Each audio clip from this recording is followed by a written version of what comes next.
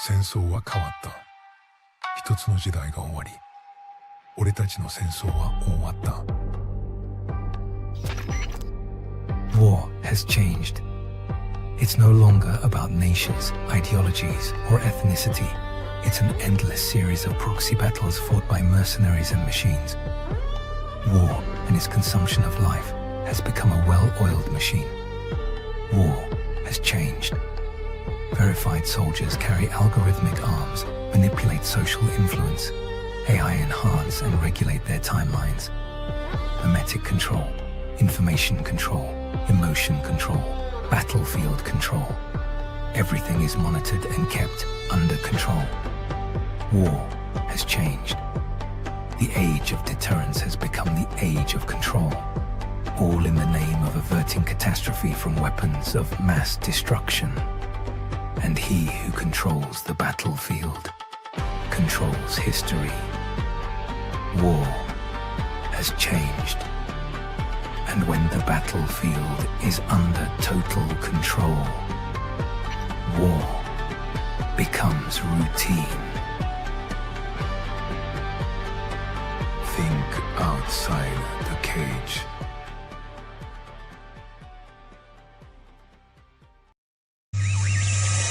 The world is getting crazier.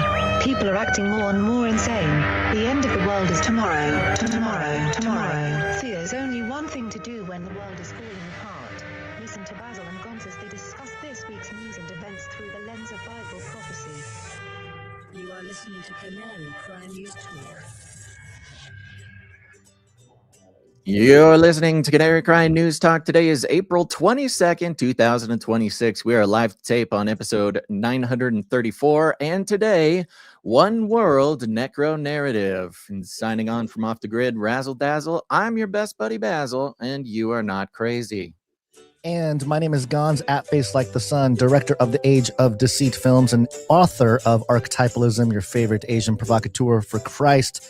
Live to tape from the metaverse to bring you the best news, which is the gospel message of Jesus Christ, while reporting the egregious with a well-rounded, biblically grounded take on world events.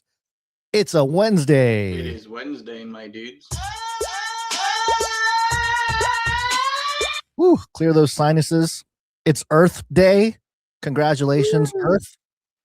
And according to the Canary Cry calendar, 1945, USA Air Force begins Operation Lusty to gain access to enemy weapons, tech, and info for study in the U.S.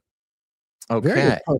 Very appropriate, I think, to remember Operation Lusty on this Wednesday in 2026. It's like an espionage operation, Lusty. That's not one of the more popular ones.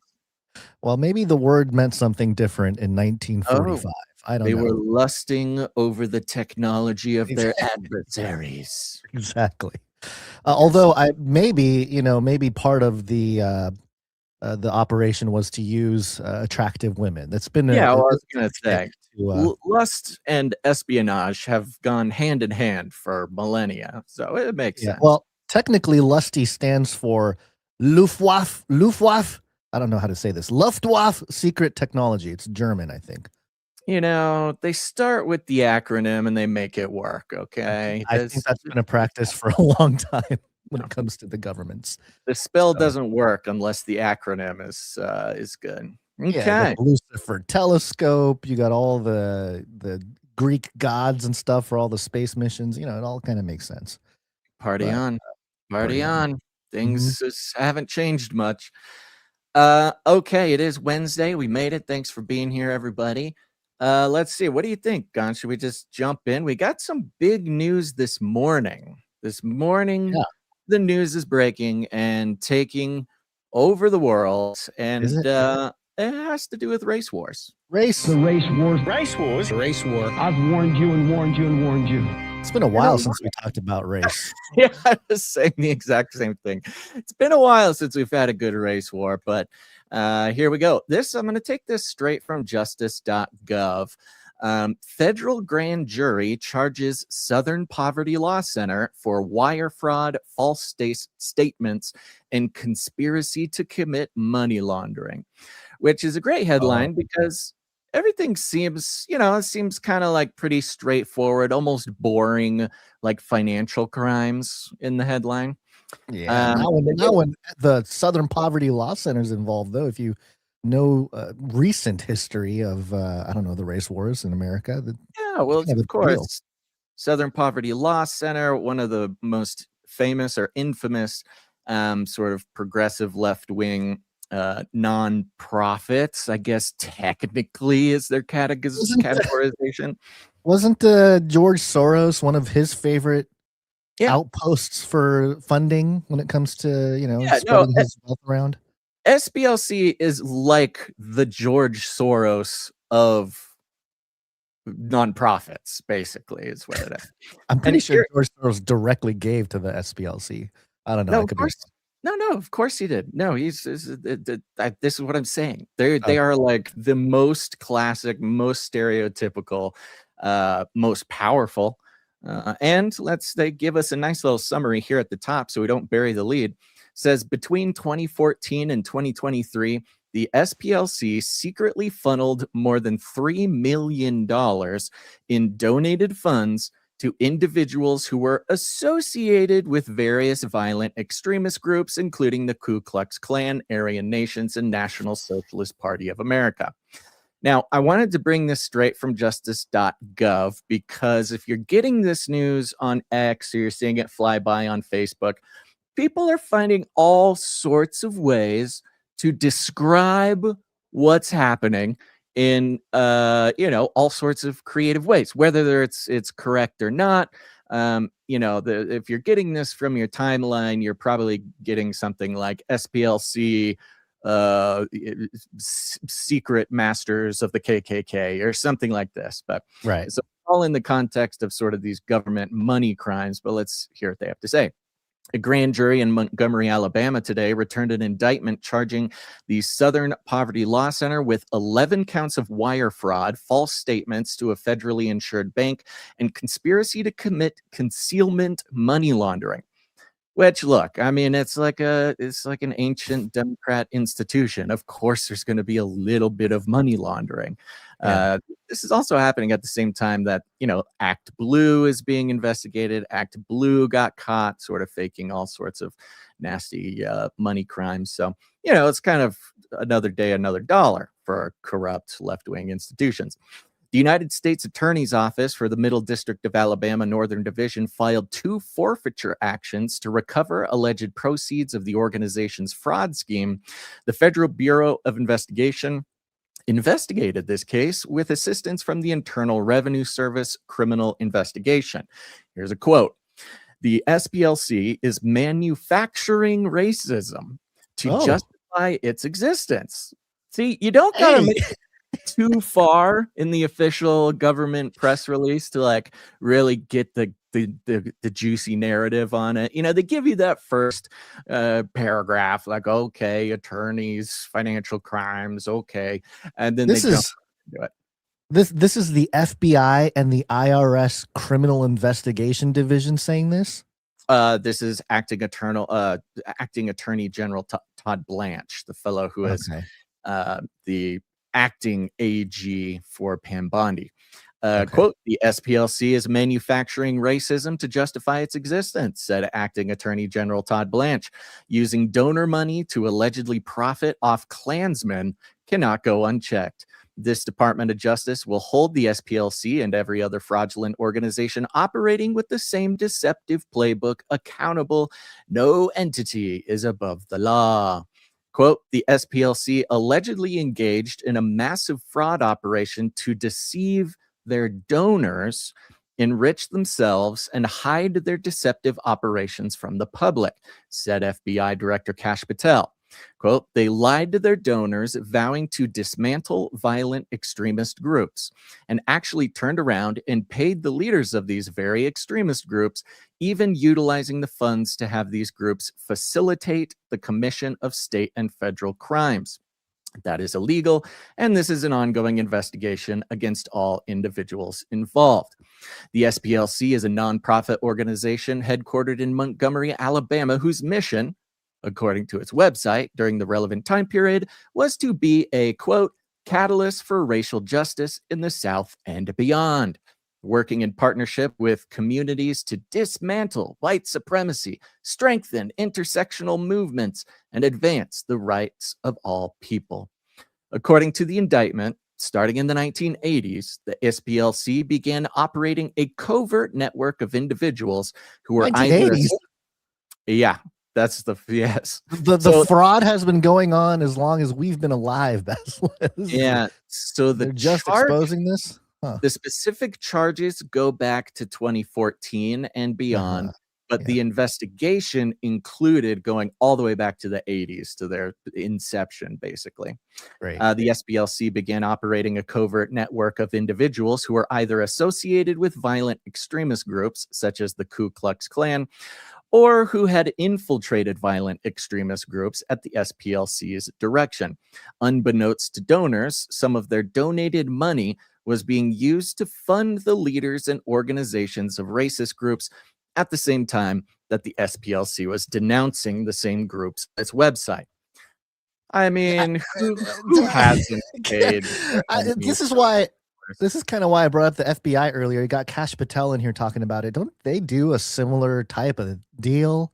You know, where they a little espionage type, but not espionage, but right. What's the word I'm looking for? FBI. It's the FBI 6-week cycle. It's why like 11 out of the 12 individuals who got in trouble for planning to kidnap Gretchen Whitmer, 11 out of the 12 were FBI assets.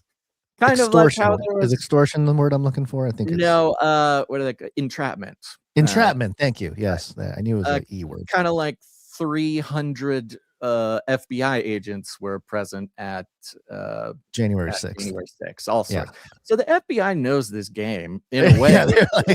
How come they're not getting exposed? They're the one doing the exposing in this case. Maybe which is kind of why it's being framed around financial crimes, right?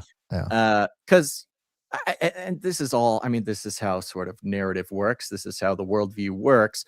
Technically, we don't know. I don't know, but I imagine it's not technically illegal for an organization who claims to fight a different organization to support that organization. I mean, come on. That is the playbook of our intelligence, our military industrial complex when it comes to other countries as well. Going into other countries, flame, controlling the height of the flame. This happens all the time. Between 2014 and 2023, the SPLC secretly funneled more than $3 million in donated funds to individuals who are associated with various violent extremist groups, including, and this is fun, just to list the actual things, because you're kind of like, okay, financial crimes, okay, whatever. Then they list the groups, starting with, of course, the classic Ku Klux Klan, United Klans of America, Unite the Right, which we'll see a clip. I threw a clip in our list here, Gans, that I think will be beneficial after this. Unite the Right, of course, very famously a part of the Trump very fine people hoax, of course. National Alliance, National Socialist Movement, which I love seeing the National Socialist phrase kind of being used, because of course socialism, the sort of leftist communist kind of idea, often forgetting that the Nazis were National Socialists. So National Social Movement, sort of Nazi adjacent. Aryan Nations, affiliated with Sadistic Souls Motorcycle Club. They really got creative, They really went into the weeds. They didn't want to leave anybody out. Of course, we have the National Socialist Party of America. That's the American Nazi Party. And American Front. According to the indictment, the objective of the scheme and artifice was to obtain money via donations through materially false representations and omissions about what the donated funds would be used for. Yeah, basically, you're not going to send out an email blast saying, hey, in order for us to stop racism, we got to send $1 million to the Ku Klux Klan, okay? Donate to the SPLC. In order to covertly pay the individuals. And this is where the details begin to matter. In order to covertly pay the individuals, the SPLC opened bank accounts connected to a series of fictitious entities. Classic. And now, fictitious entity just means like an LLC, right? Yeah. Not necessarily that it doesn't exist, but that an LLC or some Like sort of shell legal company. Yeah. Right, shell company. The covert nature of the accounts allowed the SPLC to disguise the true nature, source, ownership, and control of the fraudulently obtained donated money to SPLC paid. Money the SPLC paid to the individuals. In order to keep the scheme going, the SPLC made a series of false statements related to the operation of the accounts. A conviction will result in the forfeiture of financial gains from the alleged illegal activities, which would basically mean the SPLC just has to give away all their money to the government because, I don't know, 10, 20 years of doing this, that's going to rack up quite the bill. Acting Attorney General Todd Blanche and FBI Director Kash Patel made the announcement in Washington. The details contained in the civil forfeiture complaint are allegations only. Now, there's a few different ways just to note how this is the narrative is making its way through the info sphere. Of course, there's those who saying, oh, Trump's getting retribution. Oh, the fascist Trump shutting down those organizations who fight racism because he's racist. That's like the leftist view, right? Yeah, pretty basic thing. However, this is not necessarily coming straight from the DOJ. This was done in a particular way that does at least create some separation from specifically saying Trump is doing this, because this was the result of a grand jury indictment, meaning this is not Todd Blanche filing a paper saying we're indicting you. This goes to an entire grand jury who look at the investigation, and the grand jury decides to pursue the indictment. So they're trying to connect it to Trump and the DOJ and all these things. And, in the end, of course, Trump and the DOJ are not upset that this is happening. And they probably did say, hey, take a look at this. Go for it. Yeah. Right. Now, this is fun. This is fun because, of course, for many years, many years, the phrase, the Democrats are the real racists, has been a pretty common refrain, right? I mean, for really anybody who's, sort of intelligent enough or independent enough to really look at kind of the objective display of the left's, what they would call intersectionality or anti-racism, turns out to be pretty racist most of the time. And now, after the destruction of USAID, the dismantling of the sort of like deep state money laundering theft ring through NGOs and controlling governments from afar, the whole thing.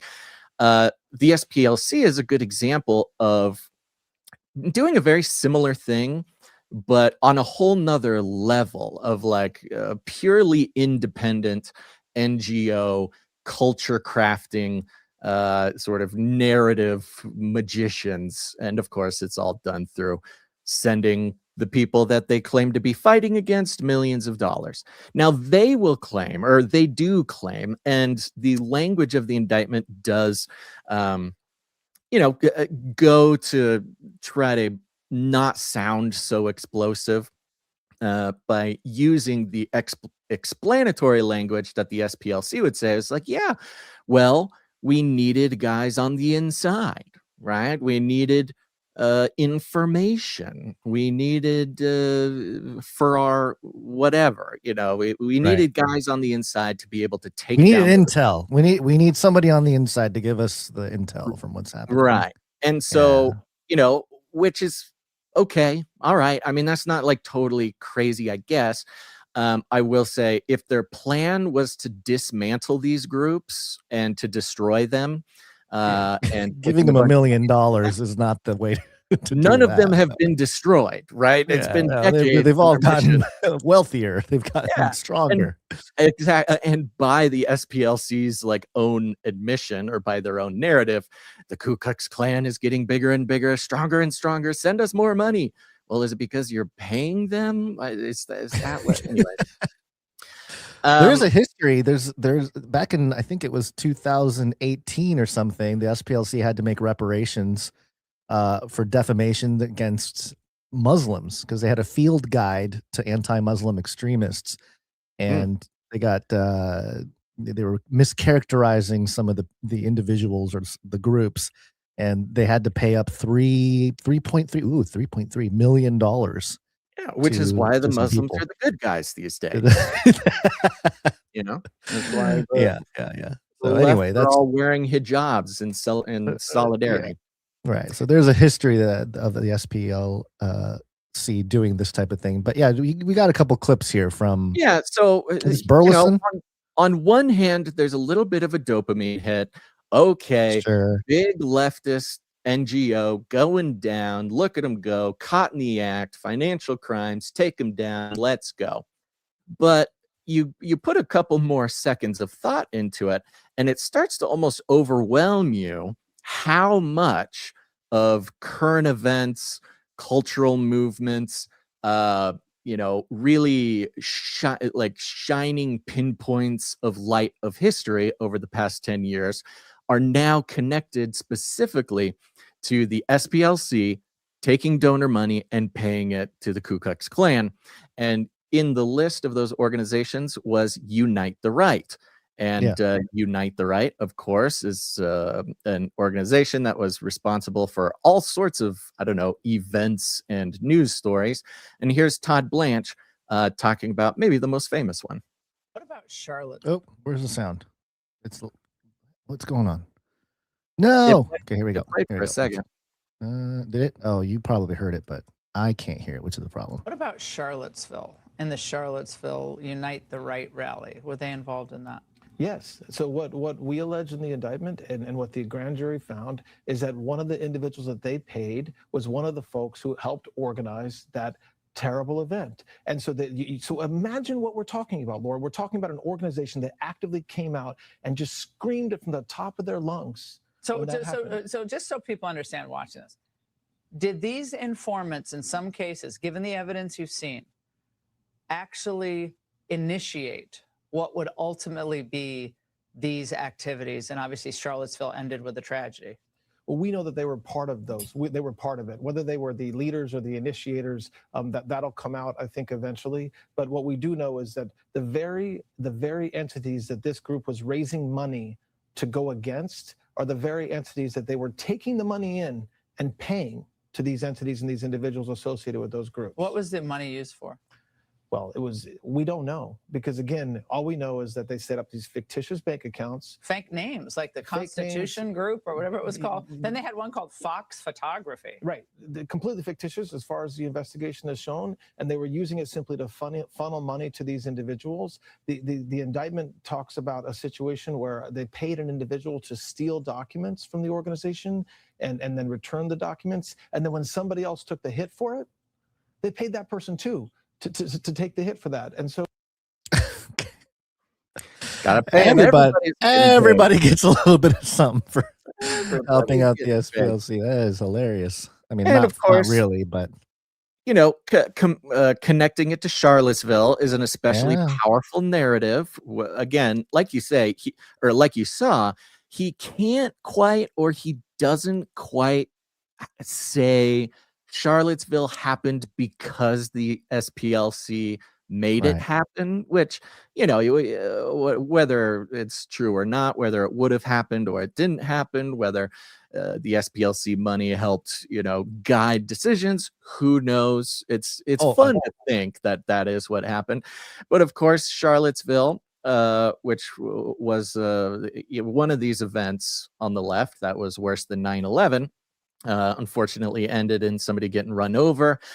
But more importantly, ended, or the profit, the left's profit from Charlottesville was the very fine people hoax, as it's colloquially called, when Donald Trump gets up and he says there's very fine people on both sides. You stop the tape there, you spread that around, you say, look, Trump loves Nazis, he says Nazis are fine people, and you want to make sure that you don't play the next 3 seconds where he says specifically not the Nazis, they're bad people, but there's other good people, right?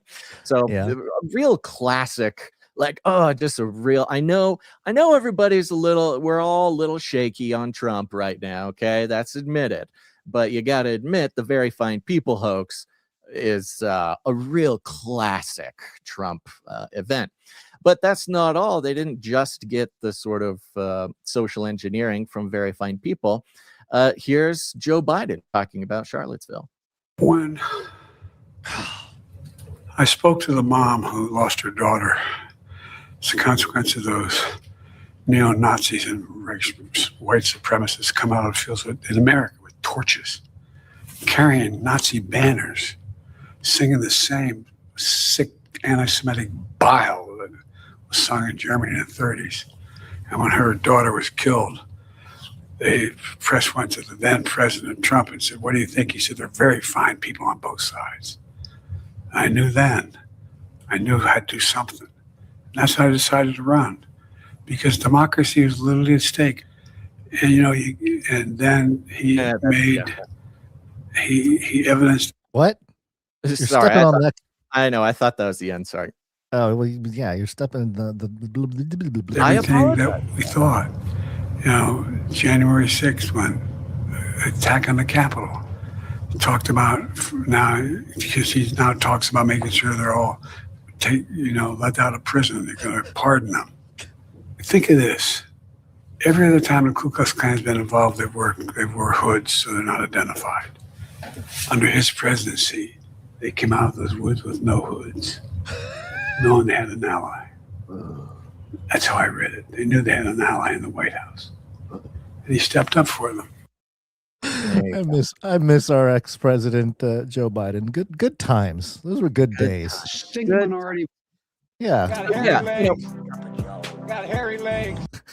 Like it was with USAID, there are these sort of direct connections from SPLC, maybe not, maybe I won't say lying, but maybe being leaving out key details with their donors to make a bunch of money, and then specifically using that money to at least, influence, at least benefit in one way or another, the individuals or the organizations, to perhaps I even say stage, to put on the theatrical production of things like Charlottesville, which turns into sort of sticky narrative with Trump's thing, which ultimately leads to Biden being president.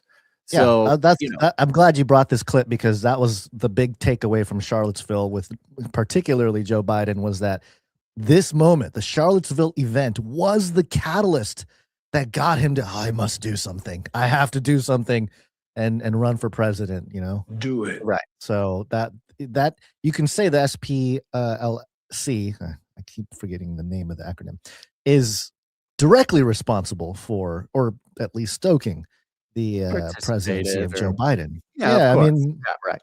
Which is kind of and all the and they came out of the woods without the hoods because they were getting $1 million from the very people that are going to allegedly expose them. Yeah, so. or whatever it is. So, there you go. Of course, we there's a little bit of dopamine hit with this. However, let's keep in mind, okay, that it's all parts of sort of the big, big narrative, interrupting. The big plan. The Trump administration needed a win.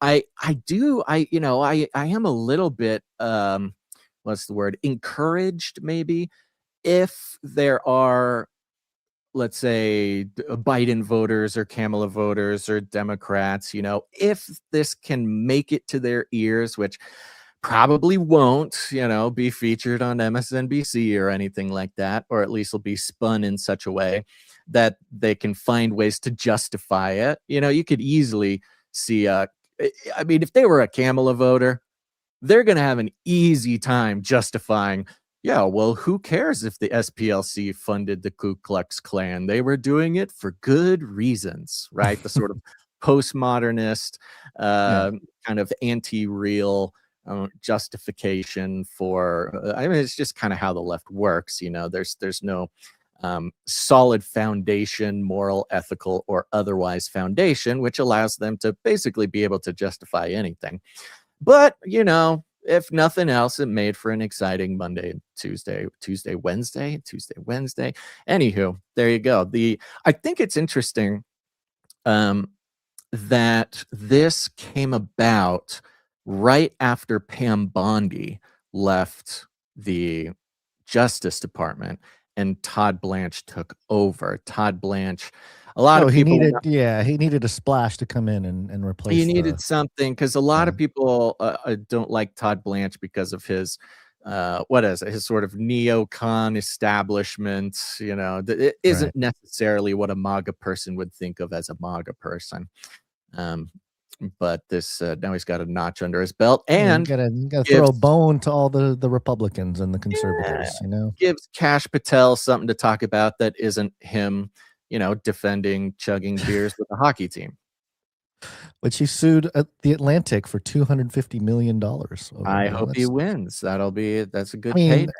This whole SPLC thing, $3 million, that's not much, $250 million, now we're talking actual numbers here. What are we doing?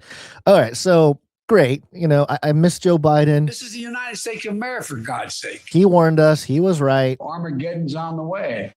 I just like playing the ISOs. But we're in a new time. We're in a new era. Some might argue we are in a new age. We will launch a new age. And before we thank some producers, Basil, executive producers, we covered the story of America Reads the Bible, the program that some people put together to read through the entire Bible in 1 week, as the government, many government personnel, they say 20 hours of Bible reading for politicians and celebrities. Famously, Donald Trump was given 2 Chronicles, what was it, chapter 7? Chapter 7, verses 11 through 22. Yeah, talks about the blessing and the establishment of the first temple. Yeah. People don't even read their Bible, for heaven's sake. So we got the clip of the president reading it, and there's some. Go ahead, make. Sorry, I didn't mean to interrupt. I was just going to say there are some interesting visual cues about this clip. Now, I don't know if we need to play the whole thing. It's about 2.5 minutes long. It's just him reading. But just for the people listening at home, this is in some kind of theater. There's a couple podiums on stage, which suggests that there were live people, reading their part of the reading at some point. But for President Trump, it was a recorded, portion. And the thing that I noticed immediately was that he does have what looks to be a Bible open on his desk. His hands are folded over the Bible. So he's not reading from the pages of the Bible that's sitting in front of him. It looks like he's reading off a teleprompter. But there's something about him staring right at you in the camera and reading scripture. There's an interesting effect. I don't know. Here's a few seconds of it. Two Christians, right? Maybe this doesn't apply to everybody, but to me, and I think a lot of Christians that I know, when it comes to reading the Bible, there is some importance to actually holding the Bible in your hand, reading it, even if you're listening to somebody else read the Bible, right? Like seeing them look and read the words off the page. I don't exactly have the words to describe it, but it's kind of a reverence. It's a gesture of reverence to actually, hold the sacred text and read from it, not look at you, look into your soul. Or, there's there's kind of a confirmation of like, okay, they're actually reading the words off the page or something, you know. That I'm not saying it's a salvation issue, but for anybody who's been a Christian for any period of time, when there's a Bible reading, you know, like you go to a wedding or something and somebody is going to read you know, love is this, love is that or something, and they come up with like a sheet of printer paper. You're like, okay, read it out of the Bible. Come on, we're doing something here. Anywho, and so yes, and I will say, the idea of Trump reading a not insignificant chunk of scripture was funny to think about when we first reported it, but then to actually watch it happen. And part of me, you know, of course, we can pause it if we. I almost want to. I don't know. I don't want to pause it. I want everyone to feel the effect of the entire thing. That's how I feel too. Okay. Here's the thing. He is still Donald Trump when he's reading it. And there's something about his Donald Trump voice that is more Donald Trumpy than you could imagine. Like something about when he's reading scripture in Donald Trump voice, you're like, is he faking his own voice? Like, is he doing an impression of himself? And to hear scripture read, not even just like quoted or, you know, referenced, but like a nice chunk read in Donald Trump voice, it's almost like listening to his magic marker sign his name on a bill. Yes. It's got a little bit of a hypnotic quality to it. And you'll see what I'm casting when we get going here. Protect your minds and your hearts, folks. Here we go. Thus Solomon finished the house of the Lord and the king's house, and all that came into Solomon's heart to make in the house of the Lord, and in his own house he prosperously effected. And the Lord appeared to Solomon by night and said to him, I have heard your prayer and have chosen this place to myself for a house of sacrifice. If I shut up heaven, that there be no rain, or if I command the locusts to devour the land, or if I send pestilence among my people, if my people, which are called by my name, shall humble themselves and pray and seek my face and turn from their wicked ways, then will I hear from heaven and will forgive their sin and will heal their land. Now my eyes shall be open and my ears attent to the prayer that is made in this place. For now I have chosen and sanctified this house, that my name may be there forever, and my eyes and my heart shall be there perpetually. And as for you, if you will walk before me, as David your father walked, and do according to all that I have commanded you, and shall observe my statutes and my judgments, then will I establish the throne of my kingdom according to as I have covenanted with David your father, saying, there shall not fail you as a man to be ruler in Israel. But if you turn away and forsake my statutes and my commandments, which I have set before you, and shall go and serve other gods and worship them, then will I pluck them up from the roots out of my land which I have given them, and this house which I have sanctified for my name will I cast out of my sight, and will make it to be a proverb and a byword among nations. And this house which is high shall be an astonishment to every one that passes by it, so that he shall say, why has the Lord done thus to this land and to this house? And it shall be answered, because they forsook the Lord God of their fathers, which brought them forth out of the land of Egypt, and laid hold on other gods, and worshiped them and served them. Therefore has he brought all this evil upon them. Whew, all right, we made it. You know, it's interesting. We kind of maybe felt it, maybe commented a little bit, part of the sort of maybe irony, maybe not irony, maybe relevance of Trump kind of I don't know if he picked it. Somebody picked him to read this scripture, but of course it's relevant because it's about consecrating the first Temple of Solomon, which, of course, if you're on the Christ is the anti-Trump train, it means he will be And Trump is the Antichrist, right? rebuilding the third temple. So that's particularly You relevant. said Christ is the anti-Trump. But I then think you had a moment. Go ahead. no, I said Trump is the Antichrist. Anyway, Of course you did. a major part of this particular scripture is speaking directly to the leader of the Right. nation.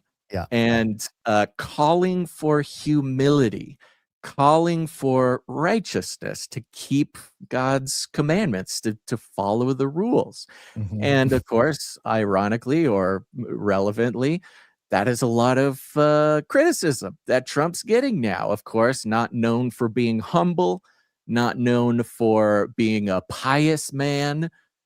So he's kind of, there is something to it. Whoever got this particular set of scripture for Trump to read, it wasn't random. Let's just say that. It certainly Well, wasn't. we played the clip from Bunny, what's her name, that organized this whole thing, and she said, last episode we clipped it.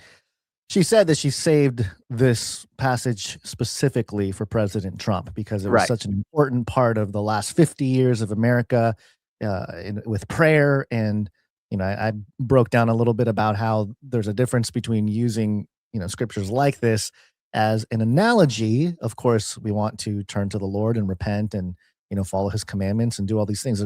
That's not really the issue, but the issue does arise a little bit, and some people might be critical of applying this passage to suggest that if people turn from sin, that therefore God must heal the land of America because we're Americans and America is in a covenant with God, and therefore, if we Right. follow the commandments, then He shall heal the land. Like he's some kind of wizard. America being the new Israel, or simply, yes, the promises. The promises to Israel are promises to America. It gets a little. Let's say there's some theological debate about these particular things. Right. In application when it comes to that. Yeah, but so it is strange. And I think, I was mentioning beforehand, Basil, that every time they cut to there's two camera angles. There's the direct, he's staring into your soul, like straightforward look. And then there's like a 45-degree camera angle that kind of shows him from the side. And I think the cuts were so weird because it would cut to the side camera view for like 2 seconds, not even that, maybe 1 second, and then it goes back to the front view.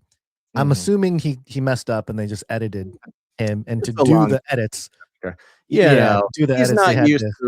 He's not used to reading teleprompters for so long. So right. I mean, that is kind of part of why he is who he is and why he goes extemporaneously so often.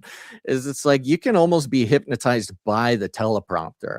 I tried my hand at teleprompter reading back when I was a young whippersnapper, and it can get so frustrating that anybody else in the room with you, starts feeling a little edgy. Yeah, I mentioned it last episode, but I had to read an entire psalm as part of the church reading, Psalm 31, I believe, which was like 24 verses or something, maybe longer. And I was doing so well reading it.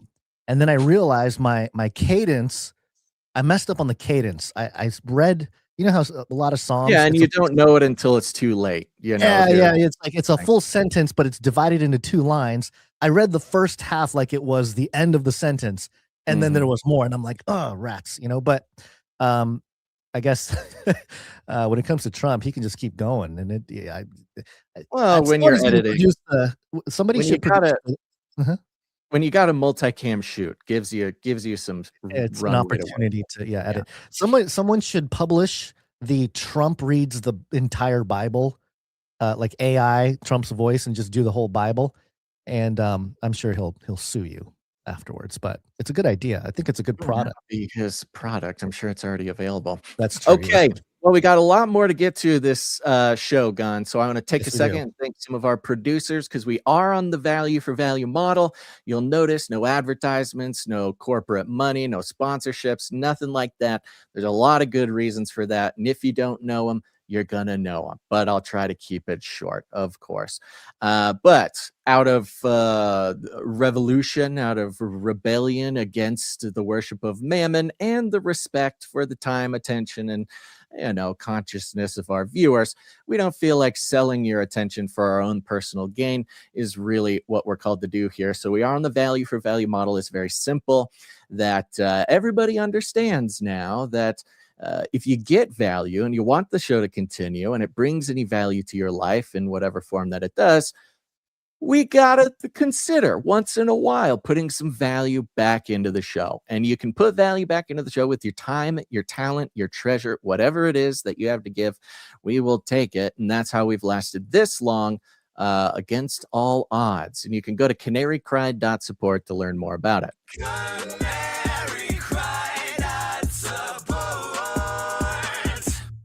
And the again, is when putting some value into the show, if you're coming in with your treasure, of course, unfortunately in this world, the finances are an integral thing to keep pieces of media alive. And if you feel called to that, if the Lord touches your heart and says, let's do it, buddy, and you go over to canarycry.support, you say, well, what do I do? How much do I do? Well, it's up to you. The Lord will tell you whatever number makes sense to you, whatever number accurately represents the value that you're getting. You can come in and support the show. If you come in over $7.77, you're entitled to have a note read on the show. A big old thank you to our monthly producers who come in, support us monthly. It's a really big deal. We would not exist without you. But if you support the show for $100 or more, that makes you an executive producer of any individual episode like this. So we got a couple executive producers we want to thank. I'm going to start with executive producer Jinja. Jinja, thank you very much. Very much, Jinja. And executive producer Jinja comes in with a nice round number, which means that we will not disclose it on the show. If you're producing the show and you come in with a nice round number on the 10 or the 5, that's you telling us you'd prefer we do not disclose it on the show. If you don't mind us disclosing it, put some funky numbers on there. Put 33 cents or 77 cents or 1, 2, 3, 4, something like that. That's just you telling us you don't mind us thanking you for it on the show. Like executive producer Sir LX Protocol V2, Baron of the Breen Protocol. There he goes. Thank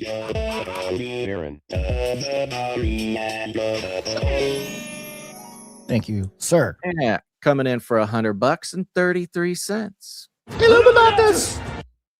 And has been supporting the show for 481 episodes in a row and has been executive producing for 135 episodes in a row. God bless you, Sir Alex. Quite the executive streak. Yes, incredible. Thank you to both of our executive producers. That's the list for today. And, producership has not bounced back this month, tax month. I get it. People aren't feeling very flush. So I do want to thank our one single other producer, not executive producer, but producer, who came in, and that is producer Rebecca T. Rebecca T, thank you so much. And Rebecca T came in for 2345, 2345. 2345. And she's on a 17 episode streak. Yeah, she is. Yes, she is. And of course, so that's that. I'm going to thank our streakers later on in the show here because they've been streaking and I've been paying attention to their mega streaks. They usually are coming in under $7.77 to keep those long streaks going. But of course, we could not continue the show without thanking our one and only CageRattlerCoffee.com. Oh, yes, of course. Here we go. Gotta drink the coffee. Cage Rattler Coffee.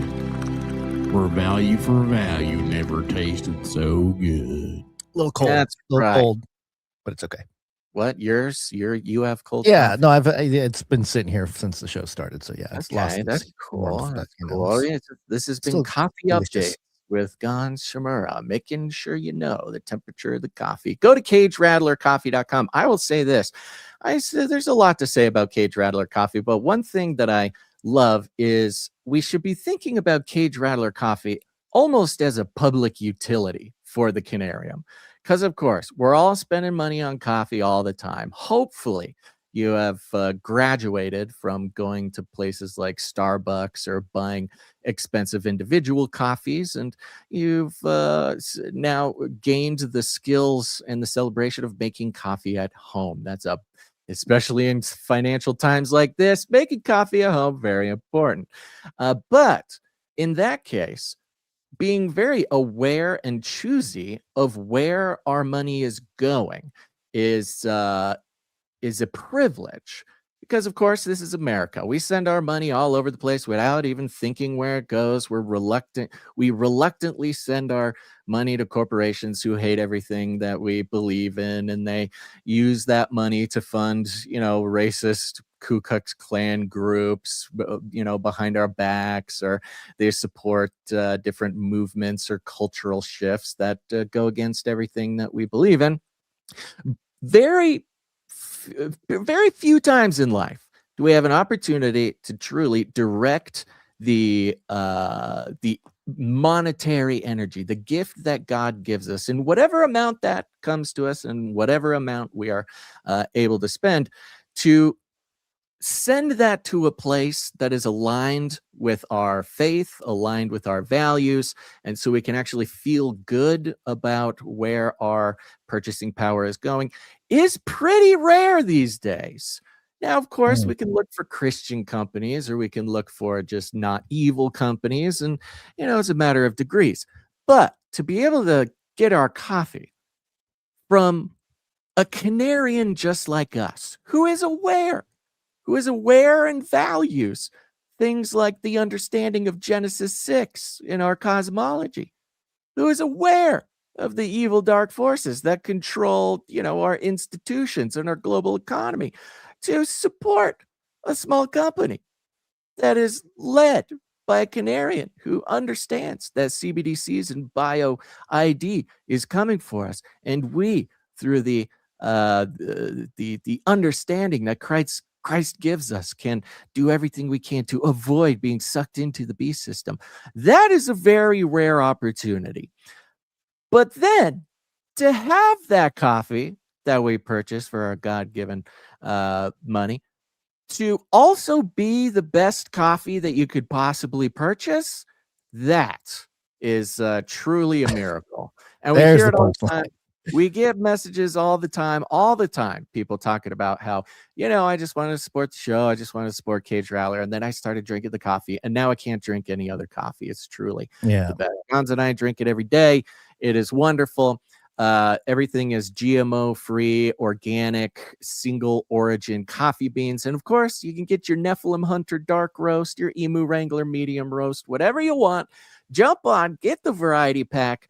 And until the end of the month here, to celebrate my new emu hatchlings, my firstborn sons and daughters, you can use the discount code BABYEMU to get an extra 5% off. So go check it out. And of course, a portion of every sale comes to support the show. Value for value. We're very grateful for that. Cage Rattler Coffee. Go get it. We have an update real quick from Sir Ike regarding the Giga giveaway or Mega Box giveaway here. Okay. Canary family, this is Sir Ike here. I am getting ready to do the final drawing for the Mega Box giveaway for the rating and reviews, and I have my random number generator pulled up here. And the winner is going to be Shalange 1. Shalange 1, you have won this Mega Box here. I am getting ready to send you an email, and I will get this out in the mail to you as soon as I can. If I'm not going to be doing any more ratings review giveaways in the near future, but if you still want to leave one and get on the list for next time I run one, just leave a rating review, screenshot that, and email it to canarycrysupplydrop@gmail.com. Thanks. There you go. All Go right. do it. Congratulations, Shalange One. Make sure to keep an eye on your email box to get your supply drop mega giveaway. Thank you, Sir Ike, for staying on that and for celebrating all the producers out there who leave us ratings and reviews. We should really be asking for that more often. But We should. there you go. Go leave a rating and a review wherever you can. Yep. Very Okay. good. One last mention. Mhm. Because the meetup is on the 25th, which is what? Oh, yeah. Saturday. This Saturday. This is the last time you will be told. This Saturday, Kansas City, there is a meetup, and I'm pulling it up now so I can see exactly where it goes. But if you're in the Kansas City area, all you got to do is show up at Kelly's Westport Inn at 12:45 p.m. Look for a couple of guys in Canary Cry News Talk t-shirts and have a nice little meetup there. And if you want, you can go to the Demon Hunter concert that evening if you are a Christian heavy metal music appreciator. So there you go. It's double bass. Coming. There will be no more reminders. Kansas City meetup, April 25th, Kelly's Westport Inn, 12:45. Look for the guys in the t-shirts. And if you can't remember those details, just go to canarycrymeetups.com. You'll see them there. Boom, boom. Yeah. And we encourage people to put together their own meetups in your local neighborhood just because that is the way, folks. That's that is the way the way to do it. Pick a time, pick a place, email us at canarycryradio@gmail.com. Tell us that time and place, and we will tell the world, and you will meet other Canarians. We promise that it will not kill. It will kill. Something else will kill, though. I don't know. There's lots of things that will kill, apparently. It's got to be biblical. Incredible segue. Thank you. Our new favorite representative, Paulina Luna, did post this meme, Basil. No just sarcasm allowed, Gons. We're not allowed to have sarcasm. Remember that. Well, all right. I don't know if she's I can't believe we went through the SPLC story and the Trump reading the Bible story. I mean, I can't even imagine the amount of sarcasm that we didn't even realize we put in those stories. We probably put, I think a lot of we miss Biden. I'm a little sincere about the I miss Biden part, though. I mean, it seems so innocent, now. It was a simpler time. It was a simpler time. Paulina Luna did post this meme this morning, Basil, just for to kind of wrap up the SPLC story. It's the meme with Scooby-Doo. You got the whole crew there, and you got someone dressed in a ghost outfit, and they're tied up, so they're caught, and it says actual racist on the ghost figure there. And of course, the mask gets pulled off, and it's the SPLC Southern Poverty Law Center logo. Yeah. And the impact, I think this is good. I think this is even a deeper meme than maybe a lot of people realize, because what you got to remember is not that the SPLC was faking racists, that they were pretending, right. Because of course, for the SPLC to continue to exist, their whole point is to fight racism. So if there's no racism, then they can't fight any. And the point wasn't that they were paying people to pretend to be racist. It's that they were literally funding the actual real racists in the Ku Klux Klan. Like the real racists wouldn't you can see have what they have if it weren't for the SPLC. Yeah. Oh boy. You can picture the meeting in the back room there, and they're like, all right, we need to stoke a race war. And they'll think, oh, okay, well, who do we target? We'll target the racists, the racists that really need to be torn down. And then some kid in the back will be like, sir, there's not many racists in the country anymore. Like, we'll fund them. So that's kind of, I think, how it went down. But anyway, Representative Control the height of the flame. Yes. Paulina Luna also posted, we just learned of the tragic passing of David Wilcock. We are praying for his family and loved ones and the millions of lives he impacted.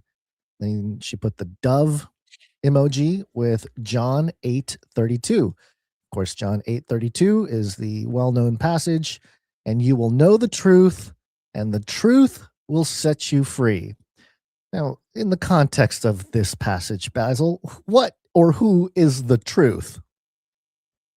Well, of course, it's David Wilcock talking about aliens and No sarcasm, sir. no, Come on. that not it? Okay. Is it Jesus Christ? The I believe Logos it is of the universe? Jesus Christ. Yes, the Logos, the Alpha, the Omega. Jesus is the truth that sets you free. Okay, not David Wilcock, but that's in the context because of this story that I guess it was a couple days ago, but yesterday it hit the timeline.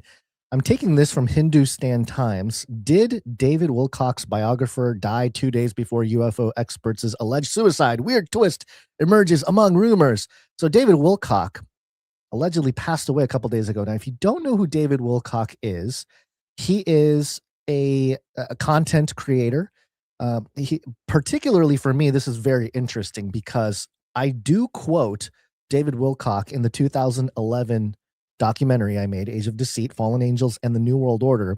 In the opening music scene where I clipped together all kinds of stuff, David Wilcock is one of them because he talked about in 2012, we're going to have this energetic shift. I forget the exact thing he said in the clip, but he's one of these guys who was talking about the truth about UFOs and aliens and higher consciousness, and he's very new age.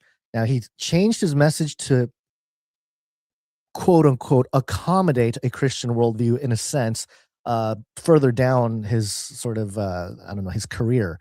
And by then, I wasn't really paying attention too much to him. He's also well known for, I think it was like 2014, 2013, maybe. He came out and he said, they're going to start arresting the bankers. The central bank is going to be taken down. It was almost like a pre-QAnon claim about the bankers going down, or the deep state being taken down, and all that whole narrative prior to Trump. So he's one of these guys that came out and said all that stuff too. So for anyone who was wondering, we'll play some clips from him. But in terms of the narrative craft, everybody's paying attention to the missing or dead scientists associated with nuclear research or UFOs or janitoring for one of them, and of course pharmakia for one of them. So everyone's kind of paying attention to that, and I think there's the Daily Mail ongoing list and narrative that there's something funny happening to all of our UFO and nuclear researchers. Yes.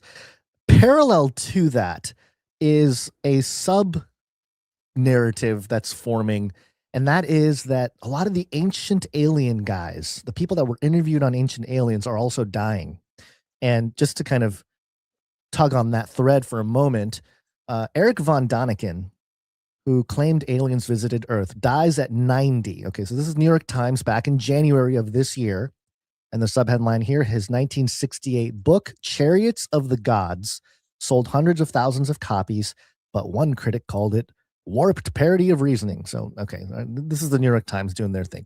But Erich von Däniken, the reason why Ancient Aliens was even a show was partly due to the work of Chariots of the Gods and the influence that had for UFO research. And Erich von Däniken was interviewed quite a bit. If you saw a picture of him, you might recognize him as one of these guys that was did a lot of commentary on Ancient Aliens. Interestingly enough, Tsoukalos, the meme guy, the guy that always everything is aliens with the hair, he's very quiet. He hasn't been. He's kind of, I don't know. Once he was immortalized as a meme, I think he kind of went into hiding or something. I haven't heard much from Tsoukalos. But Erich von Däniken passed away at 90. He's an old guy. He's 90, so it's not like it wasn't anything crazy. But earlier this month, in the month of April, Nick Pope also passed away. Nick Pope investigated UFOs for the Ministry of Defense. This is for the United Kingdom. This was the Economist carrying this story. And this did shock some people in the UFO community earlier this month because, he's 60 years old. He's one of these guys well known to be doing serious research about the UFO topic for the United Kingdom. I'll just read the first sentence of the article here. It was neither a project nor a program, though sometimes in his enthusiasm, Nick Pope said it was. Under Winston Churchill, it was known as the Flying Saucer Working Party. When he arrived there in 1991, it was fundamentally a one-man band, himself sitting at the desk of the Secretariat Air Staff Department 2A in the bowels of Britain's Ministry of Defense. And so again, he did a lot of research, and it was sort of the point man when it came to talking about this topic of UFOs and close encounters and that sort of thing, as some kind of official government research program, at least in the UK. So that was another individual who passed away recently. And then of course we get to David Wilcock, he's not a scientist. He's not wasn't a physicist or working at NASA. So he doesn't fit that list, if you will.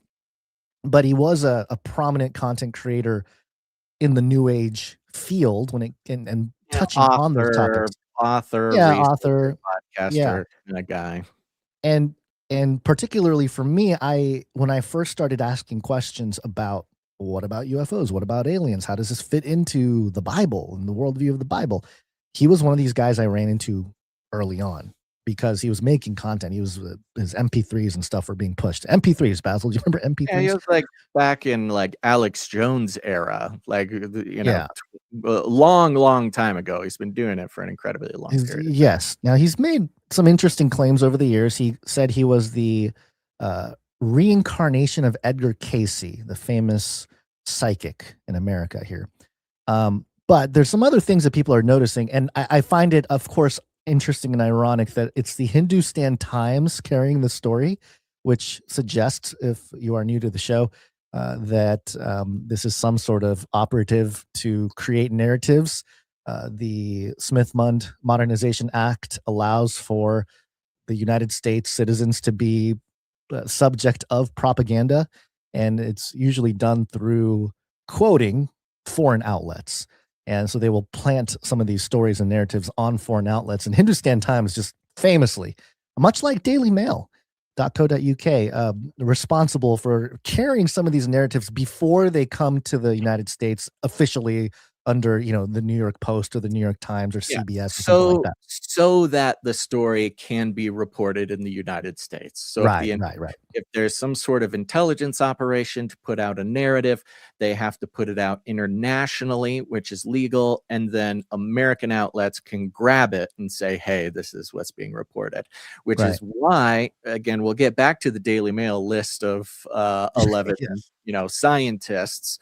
That's probably, we suspect, just sort of directly a narrative being injected into the info space. And Hindustan Times, yes, is like, it's like the equivalent of Daily Mail, basically, sort of a delivery mechanism. And just to clarify too, for David Wilcock particularly, I'll go to this other Hindustan Times article that covered the precise death of David Wilcock more specifically, and then we'll go back to the one I was just on here. TMZ has confirmed that David Wilcock, UFO specialist and writer, has passed away at the age of 53. The TMZ report cited unspecified sources to report that the paranormal writer has passed away. They need to come on, Hindustan Times. You need to run it through a camera check or something. But the story goes, and allegedly from the Boulder County, Colorado website, that they report certain deaths and obituaries and stuff like that.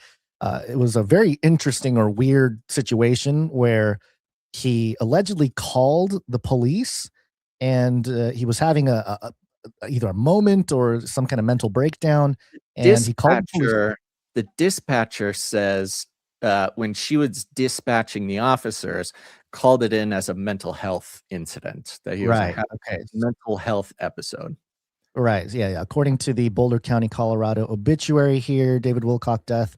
Authorities in Boulder County are investigating the death of a man following a tragic incident Monday morning near the 1400 block of Ridge Road. According to officials, Boulder County Communications received a 911 call at approximately 10:44 a.m. reporting an unknown problem. That turned out to be the mental breakdown, I suppose. The emergency communications specialist who handled the call believed the caller may have been experiencing a mental health crisis, prompting a swift response from law enforcement. So deputies arrived. There's some important details there, because of course the skeptical are saying, okay, this is okay, do we believe the story, right? And we'll get into some of the reasons people are questioning the story in a moment. But the story from the institutions are he was having a mental health breakdown. And the reporting says here that the emergency communication specialist, the dispatcher who handled the call, believed the caller may have been experiencing a mental health crisis. So, you wonder what, the implication that they're trying to make is like he was having a mental health crisis and called in and said like, hey, I'm having a mental health crisis, send the cops. But whether, who knows, we'll see if the dispatch call ever comes out. Sometimes people will either leak or they'll release the actual 911 call. So it'd be very interesting to hear what the 911 call is there. But at least for official narrative purposes, they're having to say that the dispatcher claims that there was a mental health crisis going on. Yeah, it says here, deputies arrived at the scene around 11:02 a.m. and made contact with a man outside a residence. Within minutes of the arrival, the situation escalated and the individual died at the scene. Authorities have not released further identifying details pending formal confirmation and notification of next of kin by the Boulder County Coroner's Office. So the updated story, since this is released, the updated story is that it's being reported that he ended up shooting himself. Right. He turned a weapon against himself and took his own life. That's the story being told. So apart from that, so that of course is tragic, and of course it's going to spark a lot of controversy and conversation about what actually might have happened, especially with someone like him who streamed a couple days ago, and we'll play some clips from that. And is well known to be a guy that's exposing the deep state and things of that nature. And one strange detail people are pointing out, and this is actually pointed out by Jay Widener, who I believe I know he worked with Wilcock on some videos or some projects at Gaia. I think it's like Gaia TV or something. It's one of these more new agey platforms. But I also believe he was somewhat critical of David Wilcock at some point. So it's interesting that Jay Widener is the one that's talking about this, because allegedly, David Wilcock was experiencing a lot of death threats in recent years and stuff, and that's part of his struggle and sort of public, on and off. Am I going to stream? Am I going to not? Type of deal was, he's being tormented by these bullies, threatening to kill him all the time. And he wrote a book called The Reincarnation of Edgar Cayce, and the biographer of that book, Winfrey, who goes by Winfrey, I don't know if that's really their name, but Winfrey passed away, according to Jay Widener, on April 18th, just 2 days before Wilcock allegedly died by suicide. So, people are starting to wonder, like, well, okay, is this really what's going on? Why is the biographer and the guy that this person wrote the book with both dying 2 days apart, right? That raises suspicions just in general. So, and rightfully so. I think that's your more natural reaction to something like this, especially as the public is highly sensitive to scientists and, UFO topic being put out there, alleged whistleblowers getting killed before they testify, alleged scientists going missing or dying, before they make things public. So this falls in line with that narrative that's being crafted, which I find very interesting. So let me play a couple clips from David Wilcock. People are sharing some snippets from his last live stream, which I believe was a couple days ago. And here's one of them that's being shared a lot. I'm excited to be here. Every day that I have on earth is a gift and a blessing, and I'm very grateful for that, because frankly, people are disappearing. Scientists are going missing. Now they're saying they're going to investigate this. The president himself is saying they're going to look into this and see if anything's going on. It's a little bit scary. I got to say, it's a little bit scary, but you guys knew that I might still show up, even though it was last minute and I've had a really rough week. That's kind of like every week, but somehow we keep on making it through all of this. So there you go. That's a clip that's being shared quite a bit of him saying, he's referencing the scientists missing and how he says how scary it is. Right. But somehow he keeps going. Also, just as a point of reference, David Wilcock's big thing was a 2012 shift. That during 2012, December 21st, 2012, there's going to be a galactic wave that's going to hit the Earth, and we are all going to instantly evolve. And that this evolution will take place in an instant, with the twinkling of an eye, he used to say. And he suggested that all we need to do was be 51% as like a human species, 51% good. We just have to be more than half good. And that'll be enough for the ascended masters to grant us the next step of human evolution. That was his message. Yeah. And so it's so funny because, of course, one of the things with David Wilcock is that he was not just like he was a new agey guy, but he was sort of like the source of a lot of new agey theology for a lot of people. And, it's a complicated thing for, say, believers who are UFO, enthusiasts or interested, because truly a lot of things David Wilcock talks about, you're like, okay, could there be something here? But then there's, for him, it was all part of this sort of new age theology. And, I don't know. I don't want to talk too out of turn, or maybe it's too soon or something. But if it is indeed the fact that he had an episode and who knows, he thought somebody was coming for him or whatever. He was out on his lawn at 10:44 in the morning, calls the cops on himself, and then takes his own life. It's just, it's very sad, but also kind of like,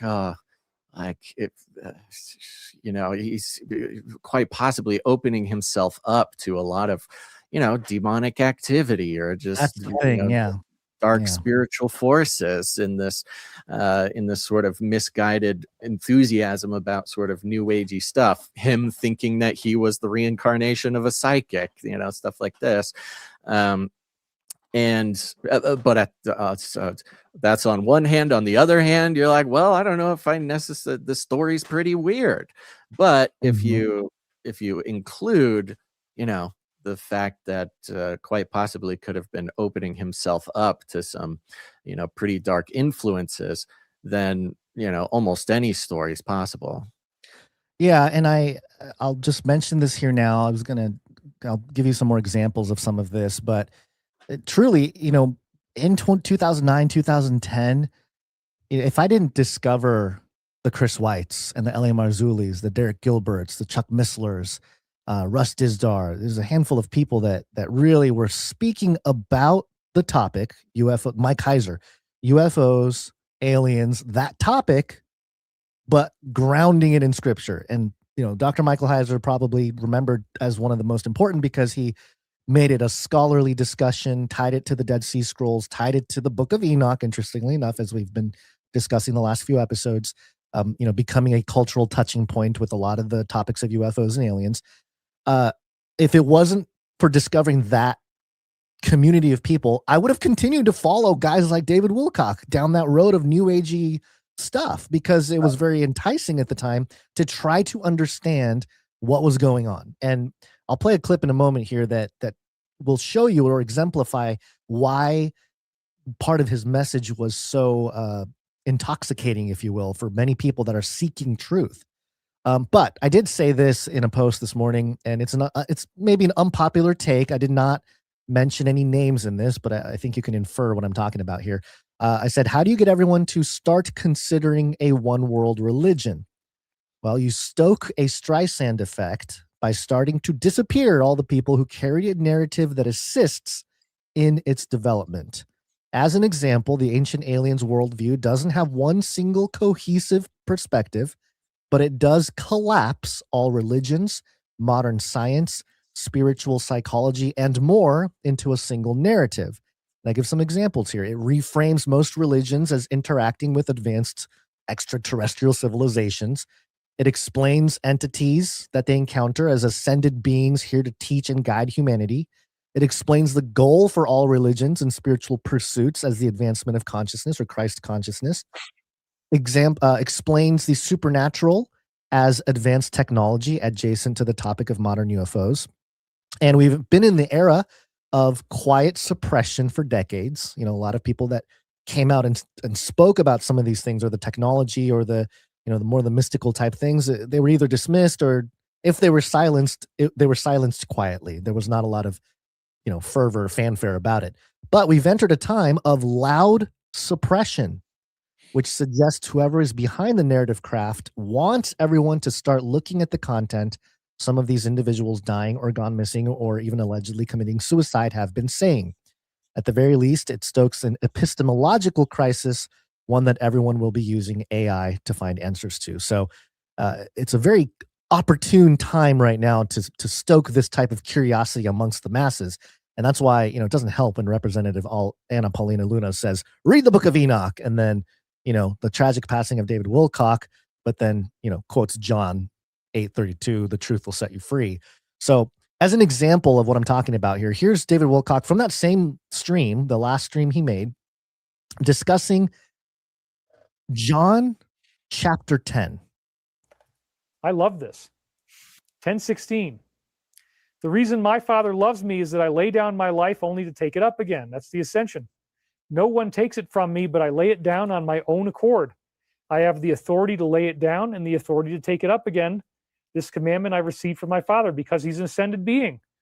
Again, most of us can't do this. You don't get to resurrect. If you lay down your life, you're done. So please don't do that. Please don't be stupid. Okay? It's something you never want to have to go through. And again, you know, natural is the only way to go. But anyway. Interesting, isn't it? That he talks about death and resurrection. He's basically saying, don't commit suicide. Don't be silly. Don't take your own life. It's not for you to do. Right. And he's getting in this weird context of reading John 10, verses 17 through 18 and 19 here, and calling the Father an ascended master, first of all. Okay, so there's that. See, notice, I mean, for me, it's like mixed emotions, you know? It's kind of like he's clearly saying, and clearly the whole suicide narrative and everything is very strange, and it's very sad and tragic that he would pass away at age 53. It's way too young. But also this is what he was promoting. This is what he was talking about a lot. You know, like he was taking scripture and kind of molding it into this new agey language, you know, kind of fusing the ideas into the same sort of thing. So it's a very, I don't know, it's well, and like you said, in your experience, you know, without God's intervention in your process there, you very easily could have gone down the new agey route. You know, the Illuminati, the aliens, the this, the that. Of course it's ascended masters. Of course there's a cosmic wave coming to take us into the golden age or whatever, you know, like that's, and what we've seen, because you and I have been doing this for so long, is that there's basically two options. Like you start waking up and there comes a point in your waking up process that you either turn to Jesus or you become super new age. Those are like, right. It's true. Yeah. Things. And that's why, I mean, again, in hindsight, you know, your Age of Deceit series, which you can say, you know, it's about a lot of things, you know, it's about a lot of stuff, but at its core, what I would say, if you're looking for one unifying theme, is specifically like, hey, yes, all of this is happening. You can see it, you can hear it, you can learn about it. However, one side wants you to put it in the perspective of New Age, and there's a whole global, spiritual, you know, adversarial, basically propaganda campaign to have you wake up to like the Illuminati, but put it in a New Age context. And what the answer really is to put it in the context of the Bible and being a believer in Christ. And I mean, goodness gracious, we've had hundreds and hundreds of people over the years message us and say, you know, if it wasn't for Age of Deceit, I would have easily gone down the New Age, or maybe I did go down the New Age, and then I saw A to Deceit, and it provided an explanation and a context that was different from everything that I had had before, because all I had ever heard it was in the context of New Age. So I thought I was a psychic, I thought I was a this, and was going to save the world. And it just happens to be where we are now, which you could say, we are in the age of deceit, and we see the same binary presenting itself. People waking up, whether it's COVID, whether it's government, whether it's Trump, whatever, and you pretty much have two options. You can become a New Ager, or you can start following Christ. And it's still a binary that people are being presented with now. And the fact that you pretty much, laid it out, whether you were meaning to or not, over, at least 15 years ago. And then, of course, several times in the series there. There's just nothing more relevant.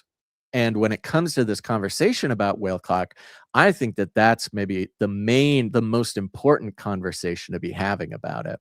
Yeah. Yeah, it hits close to home for me, for sure, and I know a lot of people out there.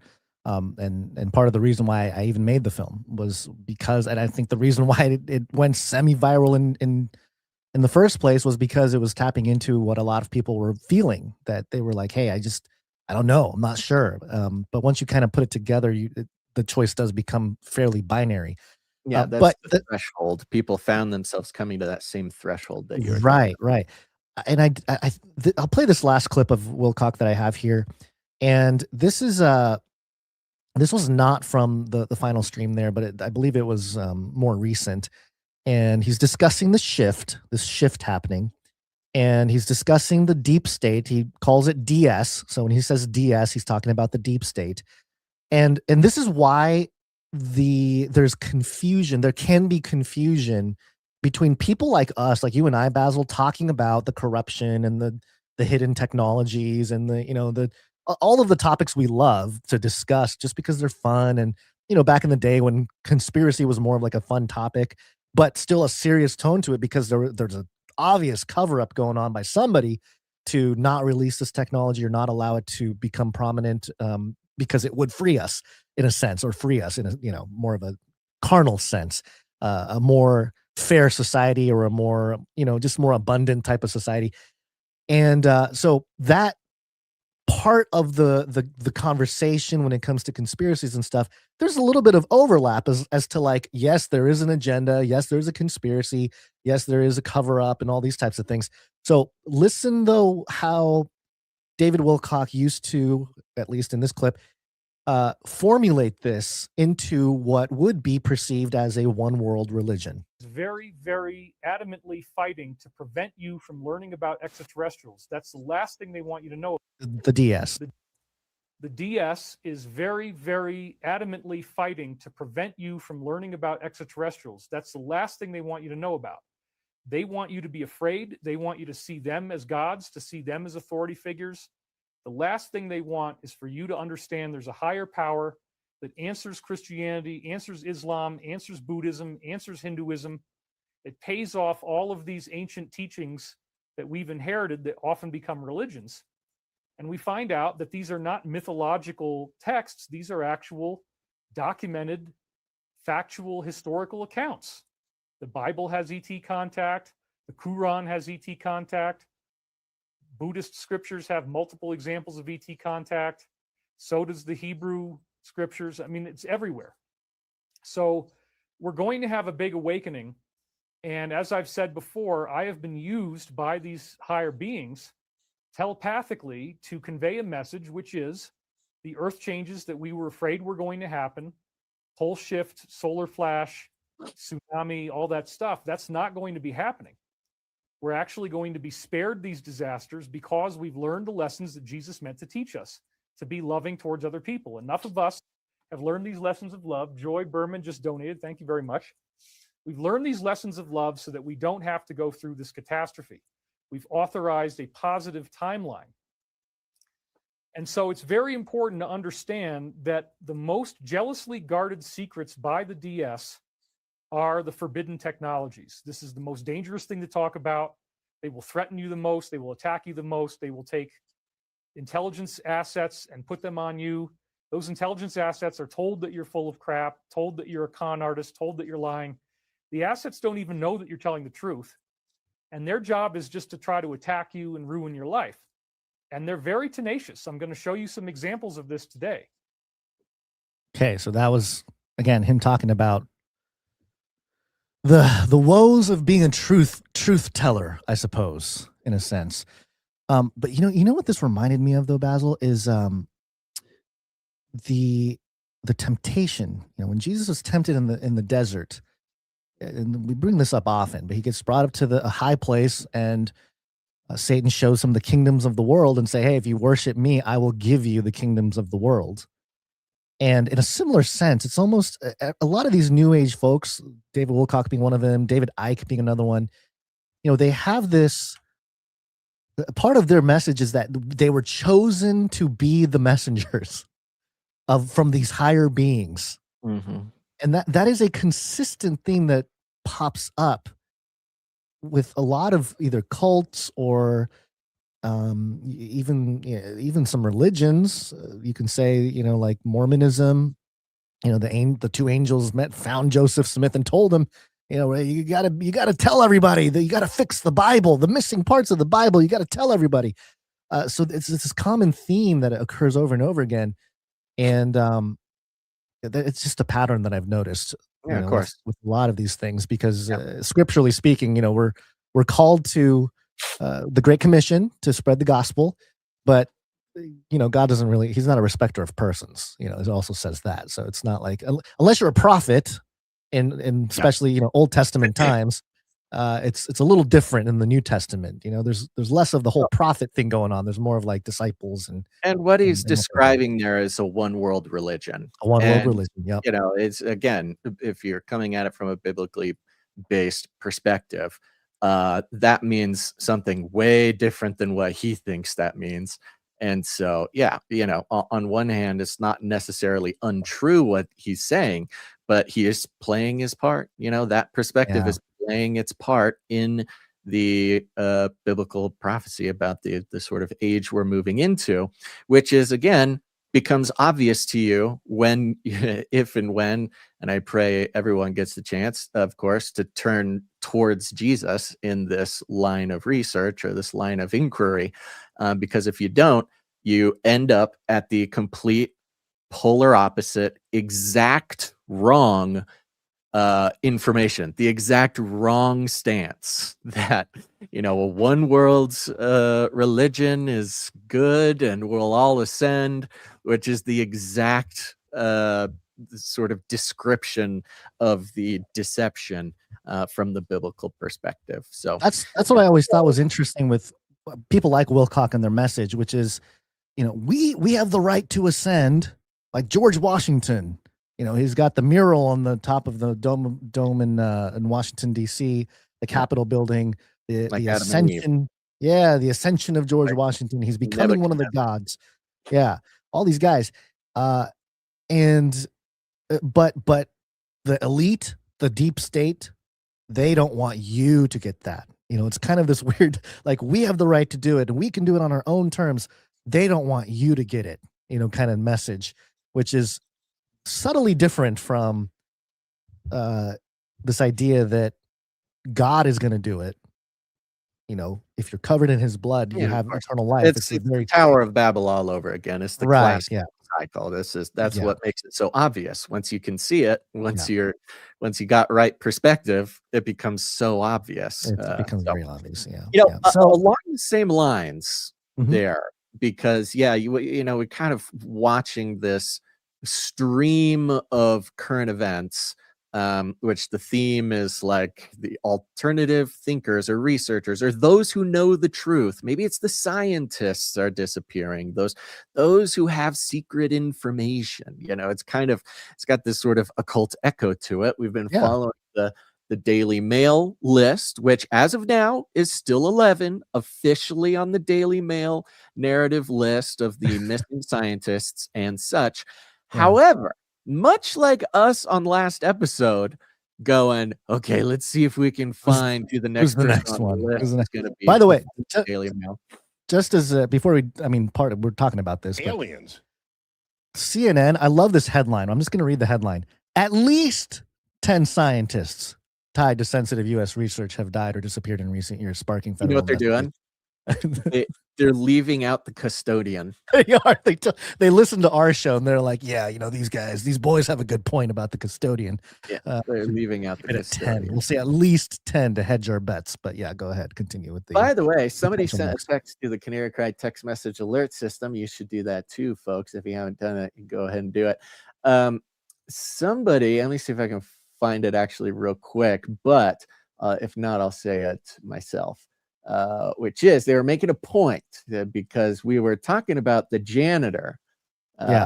Here it is. Just want to share a thought with you guys on the missing janitor story. My husband and I knew personally 2 men, brothers to be exact, who each wanted to work at Lockheed Martin. The only way to get employed with Lockheed was to start as a janitor. I mean, that's like, there's your Goodwill Hunting. There you go. There you go. I just gotta work at Lockheed Martin. It's my destiny to work at Lockheed clean Martin. Toilets. I mean, that's a dedicated individual. Or yeah. So brother number 1 worked as a janitor while taking his master's program. Once he finished his master's, he was moved up to a rocket scientist position. Wow. Brother number 2 did the same thing, but as an aerospace engineer. Don't think so lowly of a janitor. Yes, and I hope I see maybe perhaps in our enthusiasm, somebody might have gotten the impression that we were calling the janitor unimportant. Which we are not.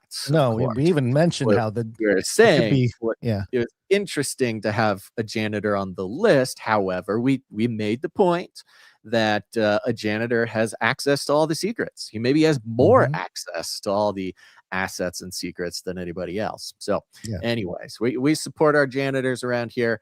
And yes, CNN trying to catch up on the narrative while leaving it. That tells you something about the CNN audience, right? That CNN's like, oh no, our fancy pantsy Democrat readers are gonna say that's not a scientist, that's a janitor, and they're gonna be like, don't discriminate the janitors. You're gonna target all the janitors across the country. Don't include them in the list. We're not gonna include him. So along with that, okay, so on Monday, if you're here on Monday's show, you say, okay, I bet we can find, because they're going back in time. They're at 2022. They're going to find a 2021 person who disappeared, and we went back to try to find it. It seems that we're not the only one trying to get ahead of the list, Gons, because Fox News comes in and they drop a story yesterday. Aerospace defense engineer, military veteran, killed in plane crash with family. A decorated veteran pilot, aerospace engineer, and defense researcher was killed in a plane crash in South Carolina last week, raising questions about whether the incident is related to the deaths and disappearances of 11 scientists, 10 scientists and a janitor. Maybe the janitor was a scientist from another country, tied to nuclear and space research. Okay, so this guy died in a plane crash. Now, first of all, I want to make a point that will separate our analysis from everybody else trying to play the game. Okay, okay. They're adding people based on what happens next. From what we've identified, they have to go back in time to find someone to add. So we're all got our own analysis. We're all trying to play the game, figure out who's going to be next.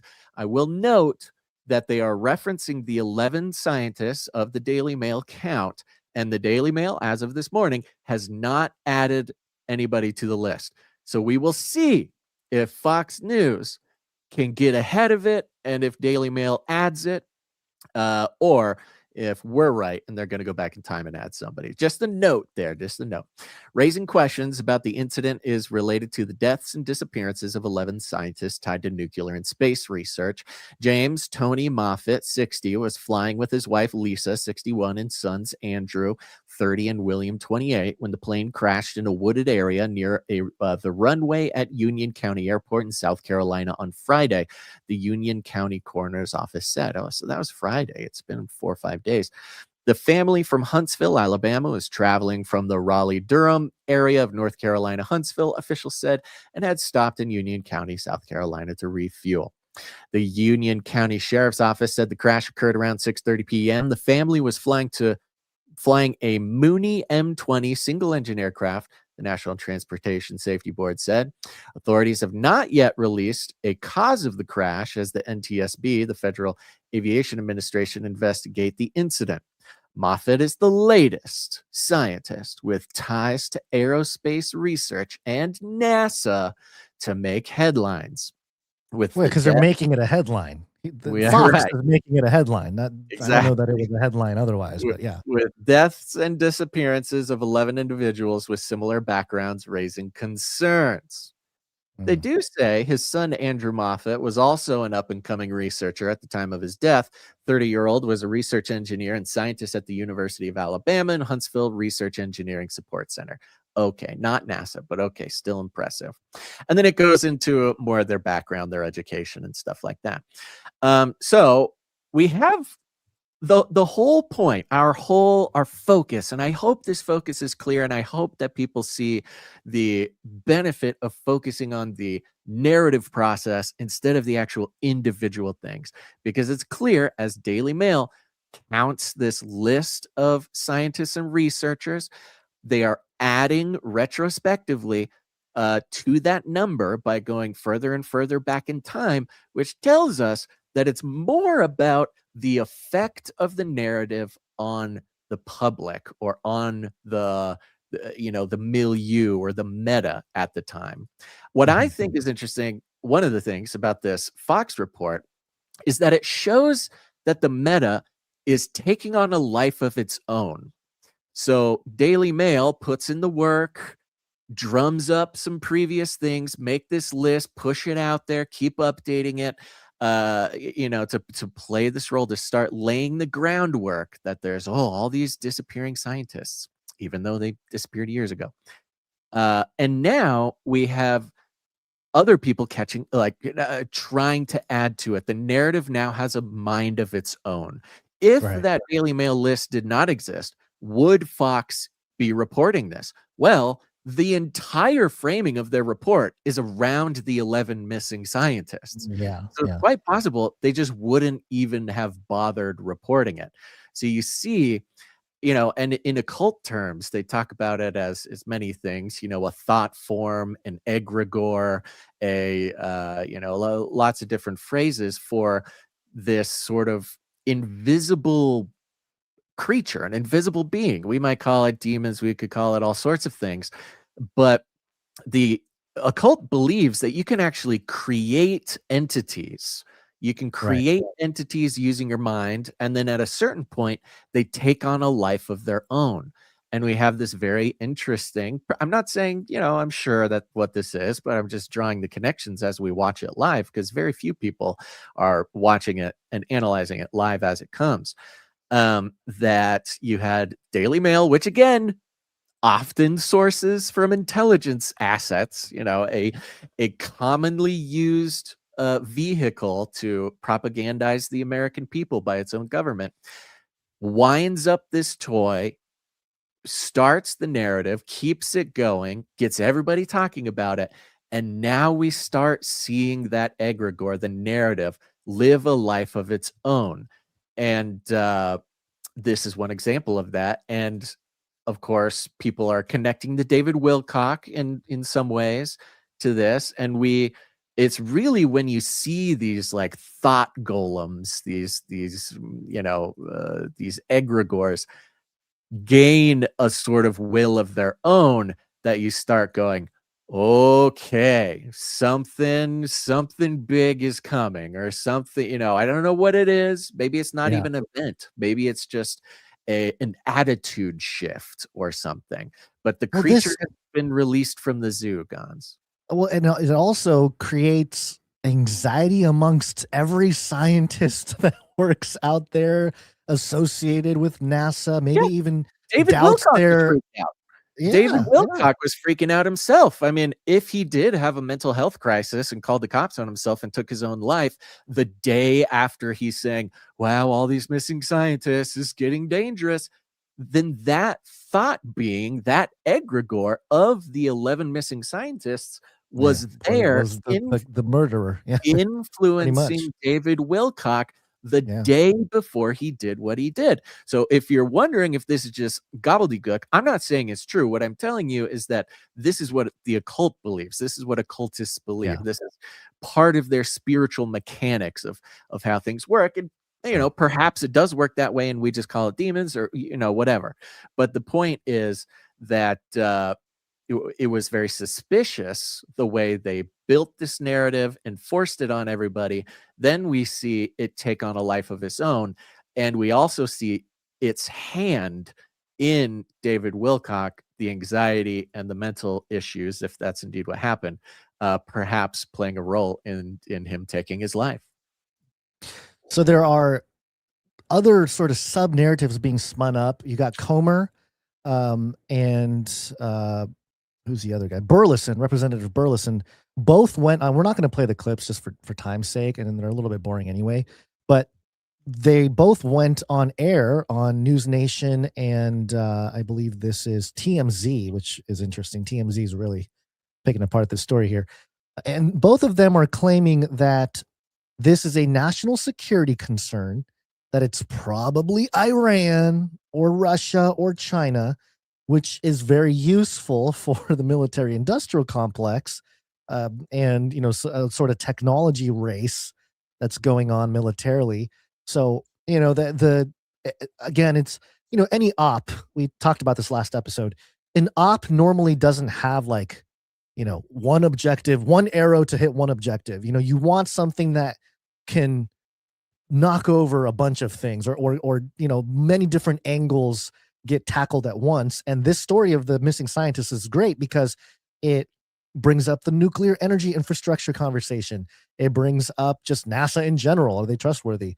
It brings up the UFO conversation, you know, with the wide spectrum of topics that all of this encompasses.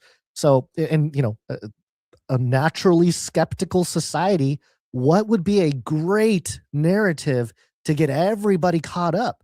This is it right here. The missing scientists is a great way. What, 3-4 years ago, the World Economic Forum came out and say, how do we regain the trust of the public? Well, a great op would be to spin the story of, we don't know what's going on. Nobody knows what's going on.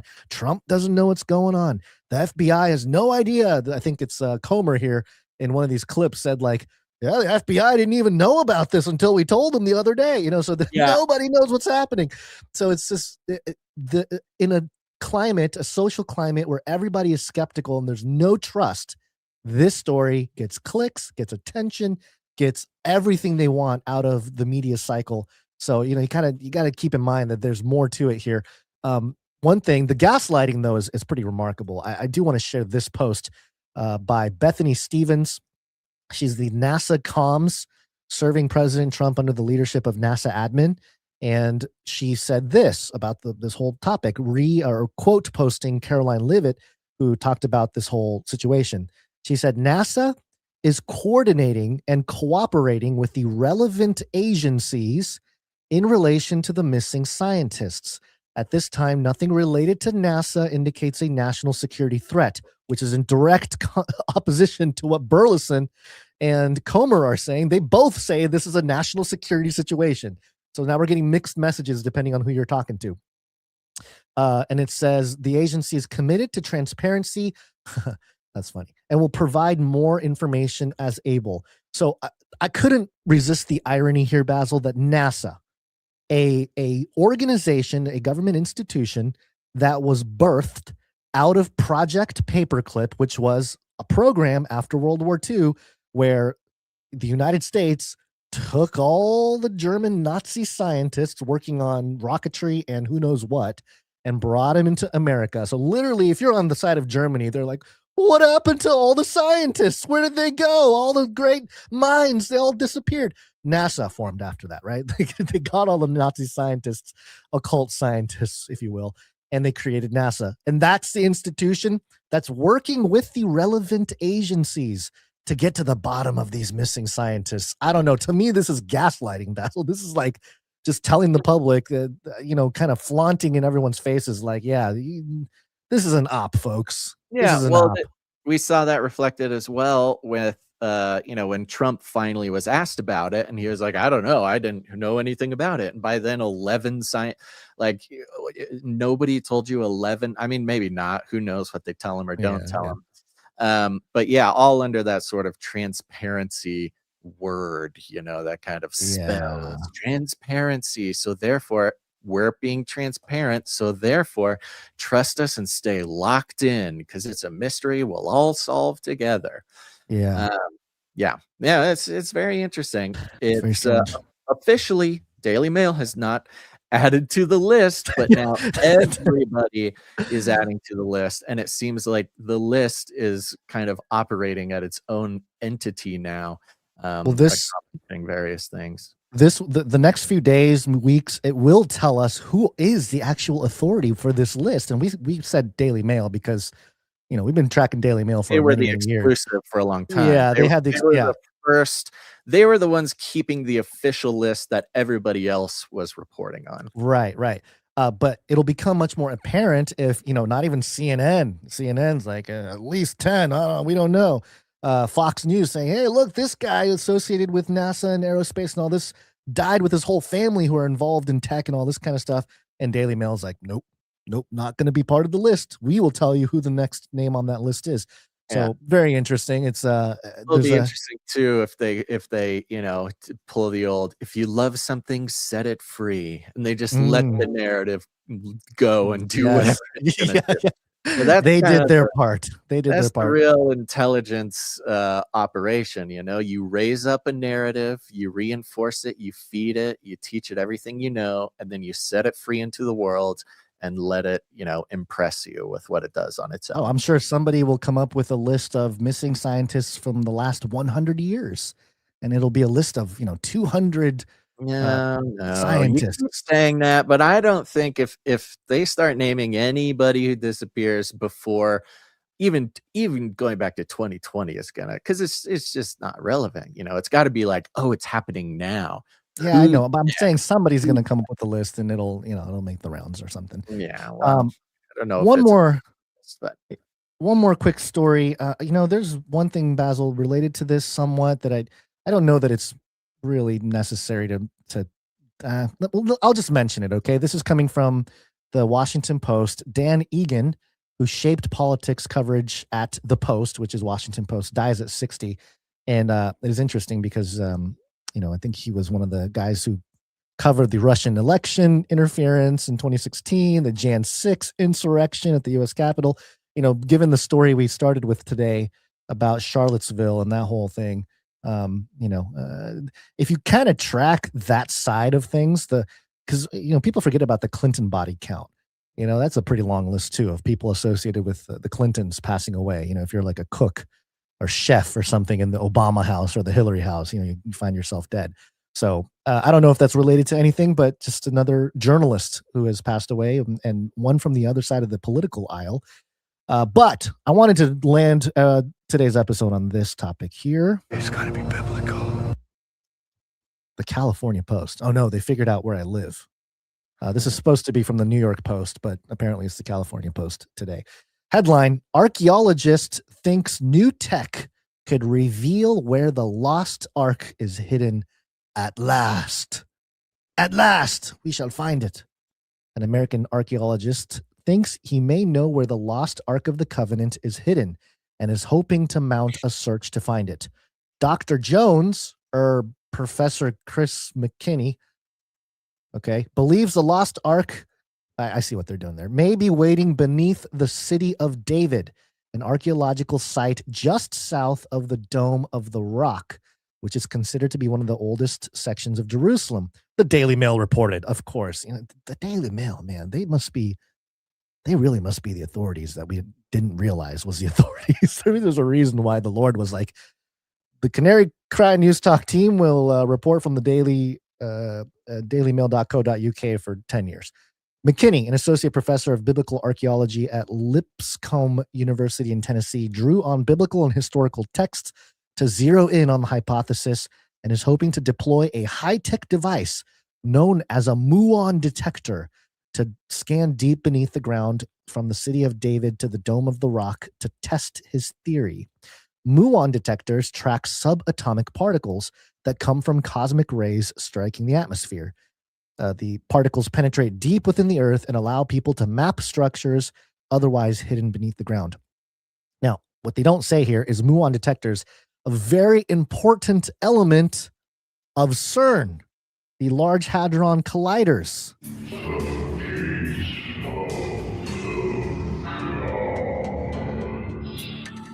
The particle colliders don't work without the muon detectors. So, the ones at CERN are stationary. They're not moving around. But apparently they have some mobile ones that they can bring to the city of David.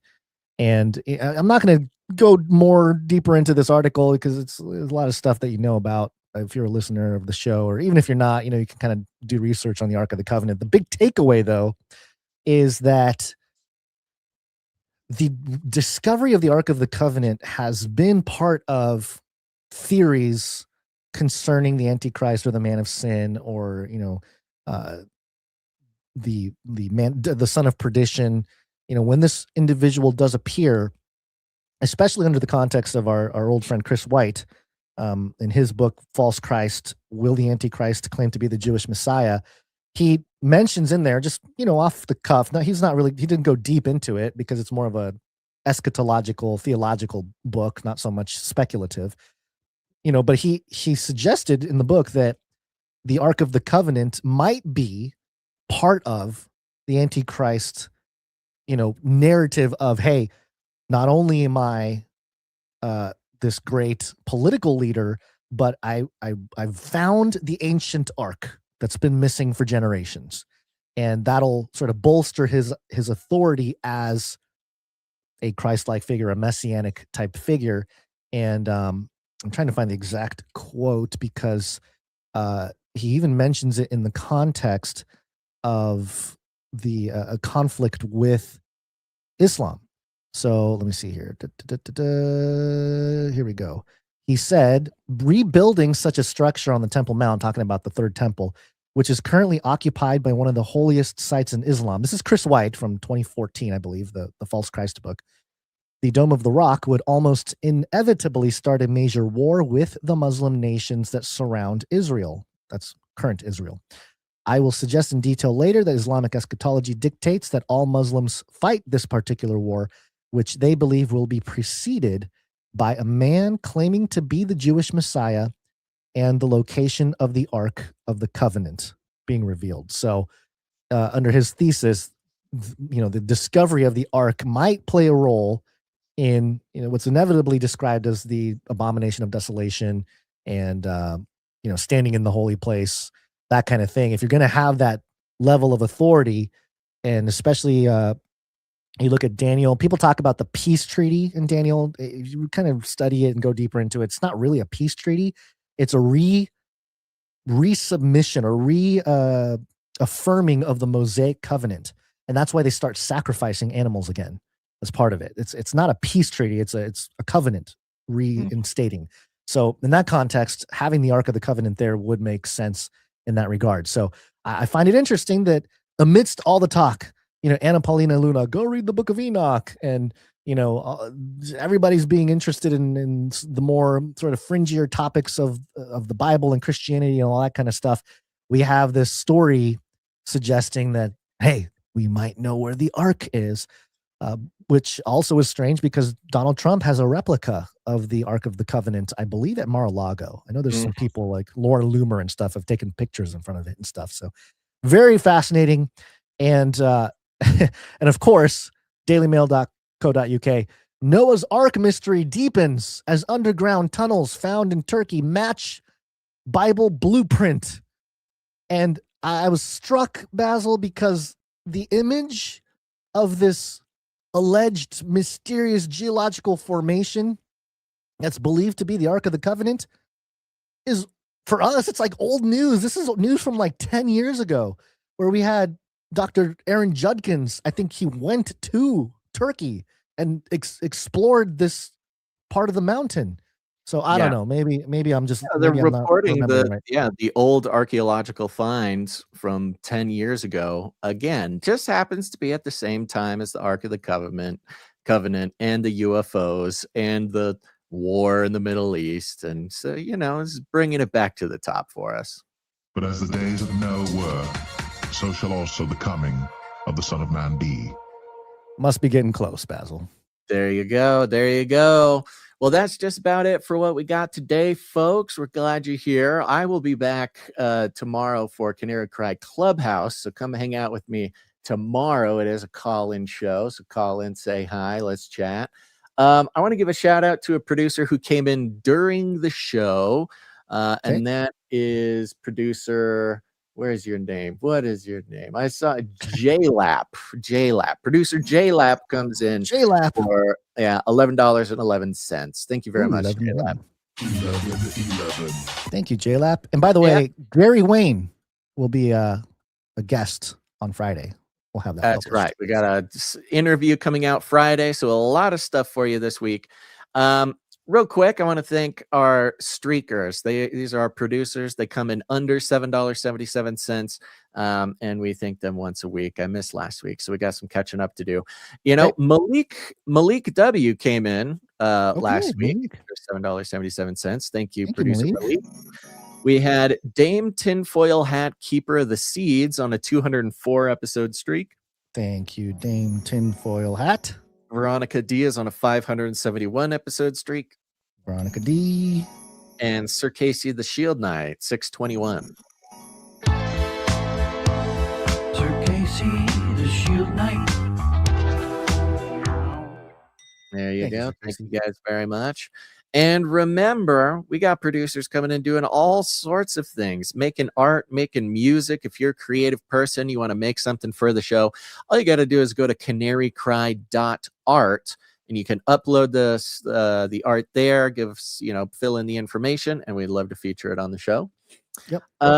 Real quick, because we always keep forgetting to mention, but I do want to mention and invite you, dear listener, to join the Canary Cry text message alert system.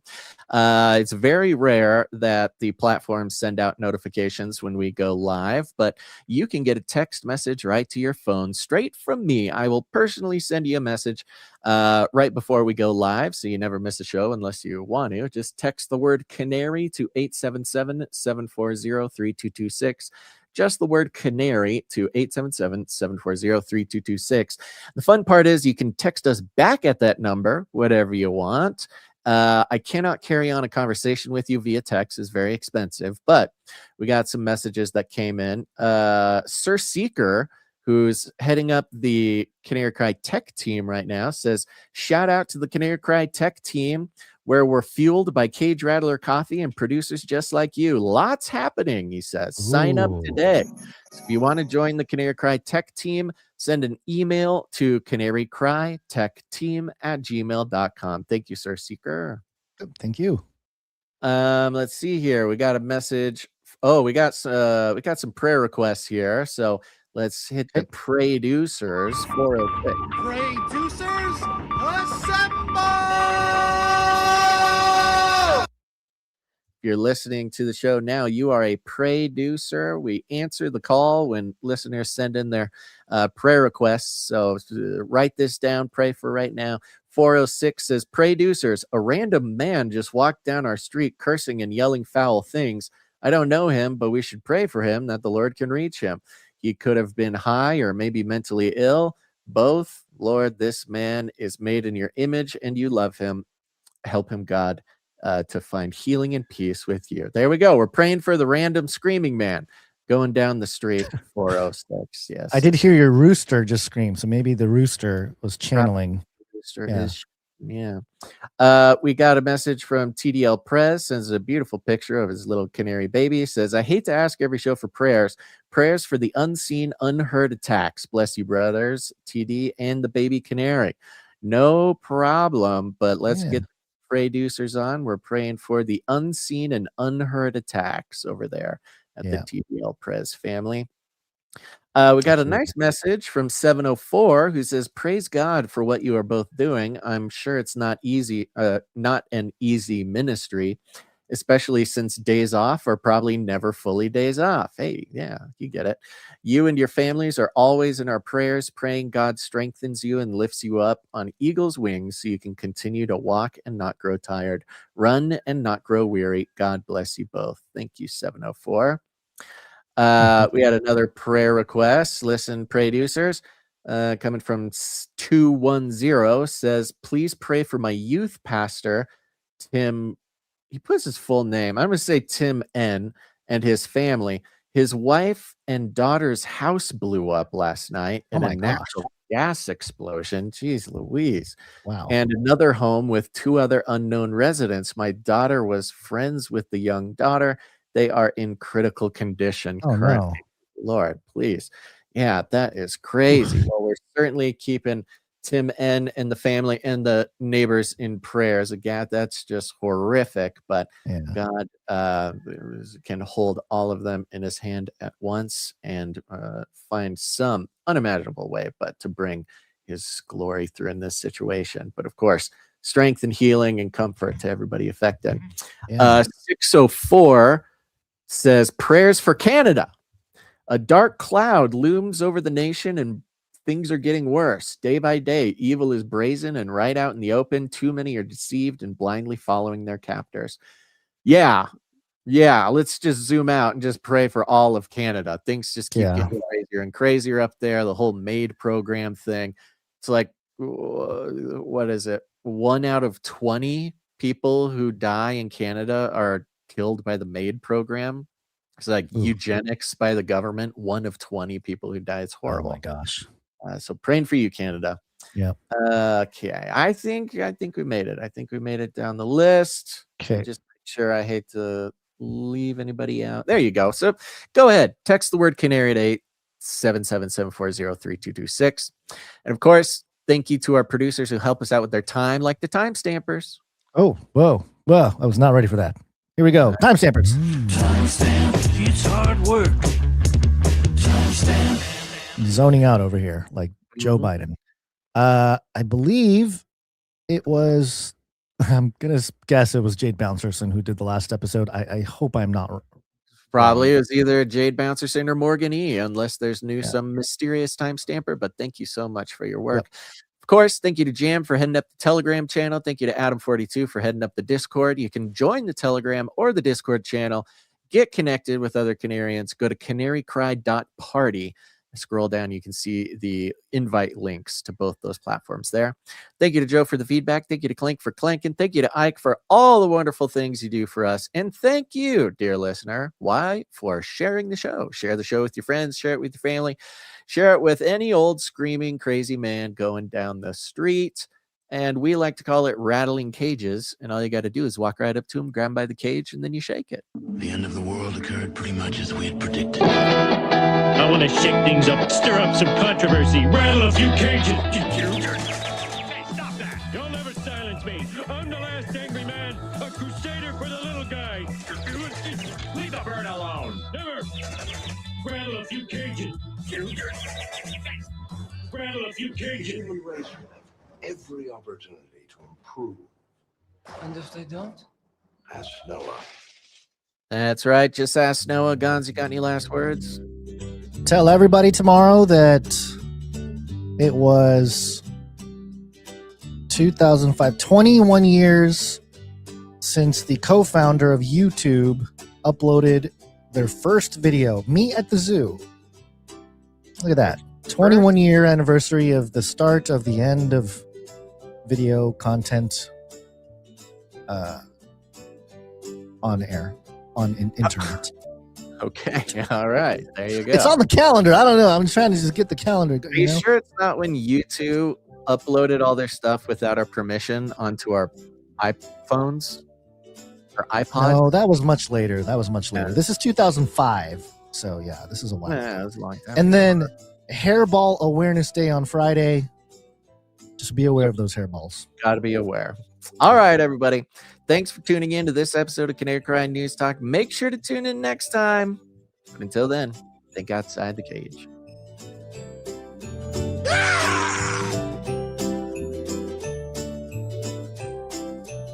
This is the way. We're all gonna die. Give me a break. Son of a beasting. Do not come back, you Nazi psychopath. Remember, reality is an illusion. The universe is a hologram. Buy gold. Bye! You little rascal. I am so hot. You're so hot. I'm...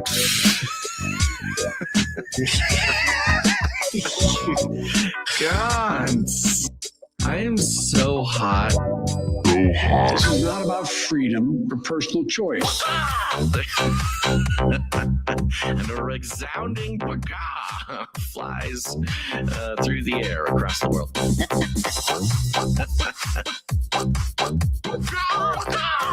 Why are you screaming like a wild bird? Rattle their cage. You have a lot of people screaming randomly. Why don't you shout?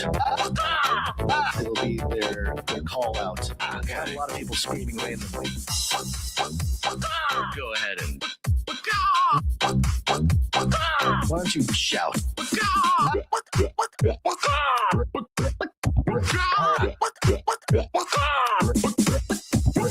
Why are you screaming like a wild bird?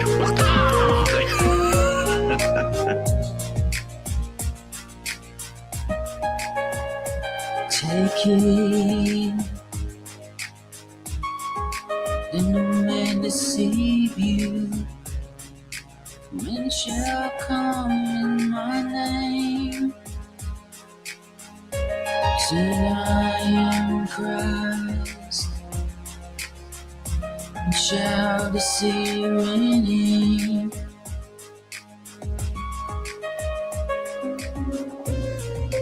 He shall hear of wars and rumors of wars. See that ye be not troubled, for all these things must come to pass, but the end is not yet. Nation shall rise against nation, the kingdom against kingdom.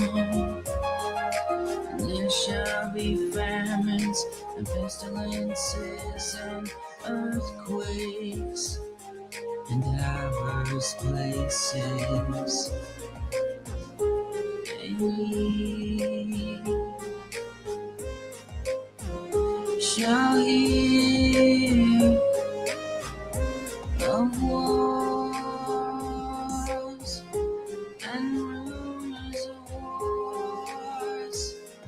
See that you be not troubled, for all these things must come to pass, but the end is not yet.